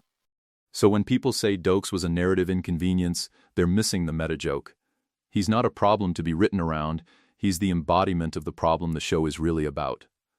Of course, that leaves us with one last angle to explore. If Doakes is the moral compass the story snaps in half, what does that say about everyone who keeps spinning afterward? So if Doakes is the moral compass the story snaps in half, how do we actually watch the show like he's the one driving the case? On a rewatch, we can literally track his investigation threading through almost every episode, even when he barely says a word. The first thing we need to consider is a simple checklist. First, Dexter's absences. Anytime Dexter walks out of frame with a vague work excuse, mentally flag it. Lab test, late-night blood work. I've got something to check at another scene. If a killer vanishes, ask yourself, where is Doakes in this moment? Often, the camera will cut back to him, noticing that strange empty space Dexter just left behind. Second, reaction shots. Watch Doakes, not Dexter. For example, in Season 1, Episode 1, when everyone's celebrating the ice truck killer's theatrics, Doakes isn't entertained. He's staring at Dexter like the crime scene just confirmed his suspicion. That pattern repeats. Anytime Dexter says something a little too excited about blood, the scene will quietly give us Doakes' face clocking it. Third, listen for lines where he links Dexter to killers. It's not just you're a creep, it escalates to you're not a normal guy, and there's something wrong with you. He's building a psychological profile out loud, while everyone else shrugs it off. However, he's also usually the only skeptic in the room, which is the show's way of telling us whose read is actually accurate. Early episodes are where this is the most fun, because the tension is still subtle. Pay attention to the way Doakes stands in doorways, blocking Dexter's exit like a human lie detector. He keeps interrupting Dexter's normal guy moments, dates with Rita, office banter, even casual lab talk. The camera loves to cut to him right after Dexter says something off, like the editing itself is on Doakes' side. Sound and blocking are huge here. When Doakes' footsteps approach down a hallway, the background noise often dips just enough that his presence feels heavier. His voice slices through squad room chatter, and Dexter's body language tightens. Watch how Doakes' physical presence disrupts Dexter's comfort. He steps too close at a crime scene, leans in at the briefing table, or appears over Dexter's shoulder while he's staring a little too long at a body. If we follow this checklist, we basically unlock a new version of Dexter. The same footage suddenly plays like a thriller about a cop slowly circling a hidden predator, getting closer with every scene until the cabin in the Everglades feels inevitable. And because this is Doakes we're talking about, we should turn the rewatch into a case file. Drop your timestamps, favorite Doakes reaction shots, and those tiny he's on to Dexter here moments in the comments. Together, we can map exactly how early the show tells us he's right, and set up the final question: what happens to a story when its most honest investigator gets removed from the board? And once we start mapping those moments, something else jumps out. Doakes isn't just unique inside Dexter. He's part of this tiny TV bloodline of characters who see through charismatic monsters way before the plot wants them to. Think Hank in Breaking Bad, or Agent Harris in The Sopranos. There's always that one person whose job is to say, no, this guy isn't misunderstood, he's just dangerous. The first thing we need to consider is how those other truth-tellers usually work. Hank spends seasons joking around with Walt, loving him as family, even praising him, before the pieces finally click in that garage. Agent Harris starts out as a standard FBI presence, then gradually realizes Tony Soprano is poison, even if he still uses him as an asset. Their suspicion grows with evidence. They stumble onto clues, they connect dots, the case builds slowly. Doakes is nothing like that. From the pilot, he walks into a room with Dexter, takes one look at this supposedly harmless blood guy, and his whole body goes, nope. No crime scene slip-up, no weird trophy, no anonymous tip. Just behavior, energy, and those dead, too calm eyes. For example, in Season 1, Episode 1, everyone else is charmed or amused by Dexter's awkwardness. Doakes just calls him a creep and refuses to sit with him. That's not evidence. That's a predator recognizing another predator. And unlike Hank or Harris, Doakes never has that phase where he half likes the guy he's hunting. Hank loves Walt. Harris low-key enjoys Tony. That emotional bond slows them down and lets the anti-hero keep the secret alive. Doakes never buys the act, never needs Dexter, never uses him as a cute little lab resource. Every interaction is pressure. Every scene between them feels like an interrogation, even when they're just standing by the coffee machine. However, what really separates Doakes is that he never wavers. He doesn't rationalize Dexter's strange behavior. He doesn't say, well, he helps close cases, so maybe he's okay. When Dexter is useful, Doakes is angry about it. When Dexter saves people, Doakes is suspicious about it. He stays locked on, this guy is a killer from day one until the cabin in the Everglades. That consistency is brutal. So when Doakes dies, it doesn't land like a shocking twist. It plays more like a thesis statement about this whole wave of anti-hero television. The show is basically saying, in a world built around a charismatic killer, the one character who refuses to bend, who won't be charmed or compromised, gets removed from the board, not because he's wrong, but because he's right too early and too loudly. And once you see that pattern here, you start noticing it everywhere. How often does the Doakes figure in other shows get sidelined, blown up, transferred, or humiliated the second they threaten the fantasy? Keep that in mind, because next we need to look at what Doakes' exit does to Dexter's story long term, and why it feels like the real moral ending that happens in Season 2, not Season 8. And that brings us to the uncomfortable part, us. Because it's easy to talk about writers sidelining the Doakes figure, but the first thing we need to consider is how many of us were low-key relieved when Doakes finally got taken off the board. On first watch, a lot of fans found Doakes annoying, even antagonistic, for one simple reason. He threatens Dexter. He's not just a cop doing his job, he's the guy messing with the character we've been trained to empathize with. From the pilot, we're literally inside Dexter's head. We get voiceover, we get POV shots, we get those dark little jokes about blood and body parts. Doakes walks into the same scene and just calls him a creep. Guess who feels like the buzzkill? That's not an accident. Storytelling tools are rigged in Dexter's favor. For example, in Season 1, Episode 1, when Dexter is narrating over the ice truck killer crime scene, we hear his excitement, his method, his secret rules. Doakes, meanwhile, is framed as the guy glaring from across the room, throwing suspicion without evidence. The camera is literally over Dexter's shoulder. Doakes is the obstacle in the shot. So of course we read him as the obstacle in the story. However, that framing does something sneaky to our moral instincts. Because we know Dexter, we're way more willing to excuse what he does. We've seen his childhood trauma, Harry's code, his awkward attempts at normal life. When he lies, it's a clever excuse. When Doakes yells, it's aggression.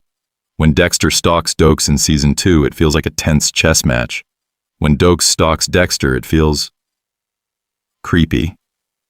Same behavior, different soundtrack. Here's the pattern interrupt.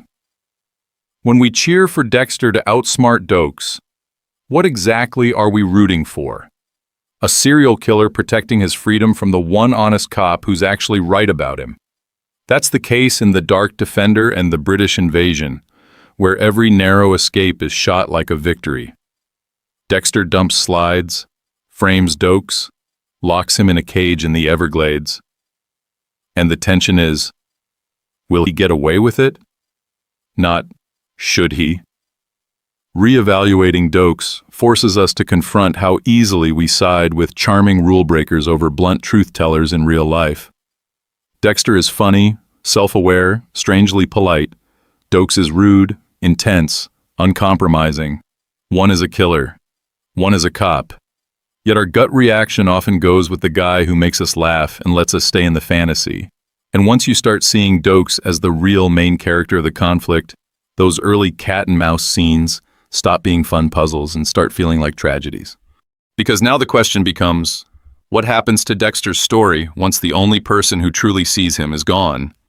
So once the only person who truly sees Dexter is gone, what happens to the story? The first thing we need to consider is how the show actually ends without Doakes anywhere near the board. We get that infamous original finale.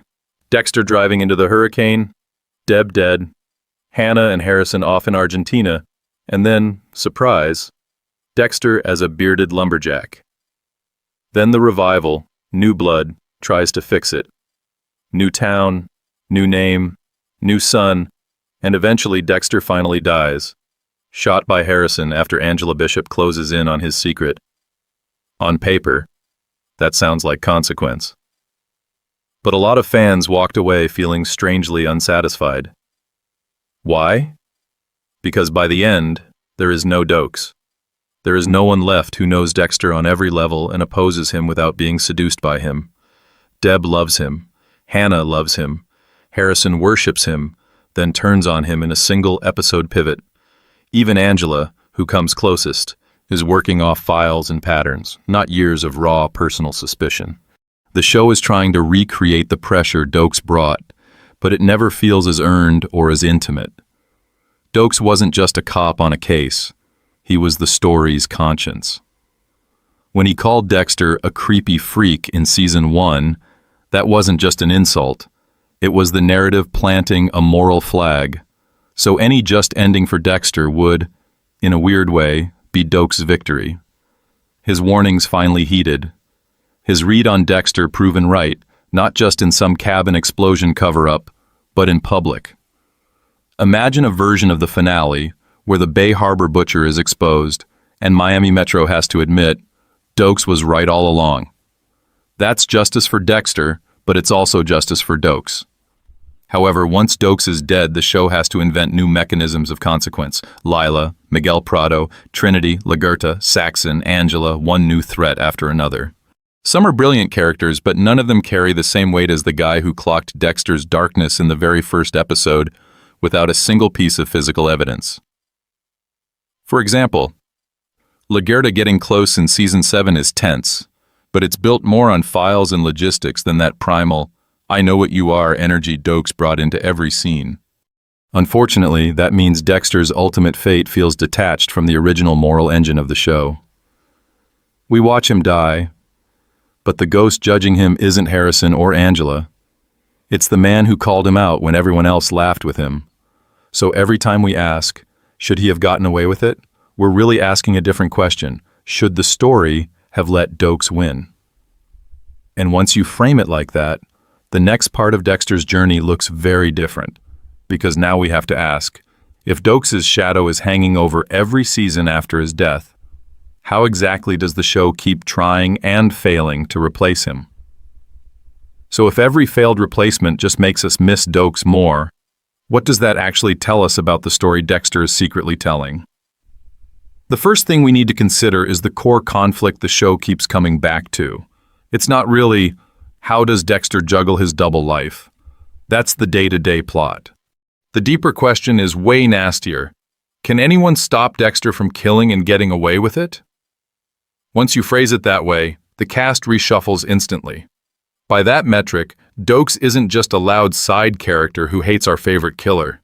He's the only person whose entire arc is built from that question outward. From his very first scene, he's locked onto Dexter. He suspects him with no evidence. He investigates when everyone else shrugs.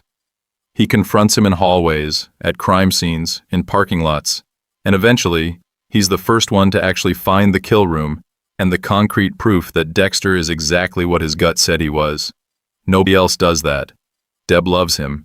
Rita needs him. Lagerta protects the institution. Lundy chases the Bay Harbor butcher as a case, not as Dexter. Doakes is the one character whose every move is, can I expose this man before he kills again? That's protagonist behavior, even if the camera keeps pretending it's just an obstacle. And he's not just stubborn, he's built for this conflict. His tools are tailor-made to crack Dexter's secret. Pattern recognition? He clocks the strange work absences, the cash, the jujitsu, the way murders line up a little too neatly with Dexter's tests. Combat instincts? In season 2, episode after episode, he reads Dexter's body language like he's back in Special Forces, watching for a target to twitch before they shoot. Moral clarity? Doakes might be violent, but he's one of the few people on the show who doesn't play moral gymnastics. A killer is a killer, period. That combination turns him into the perfect narrative engine for the show's real question. Of course, the tension spikes every time they share a scene.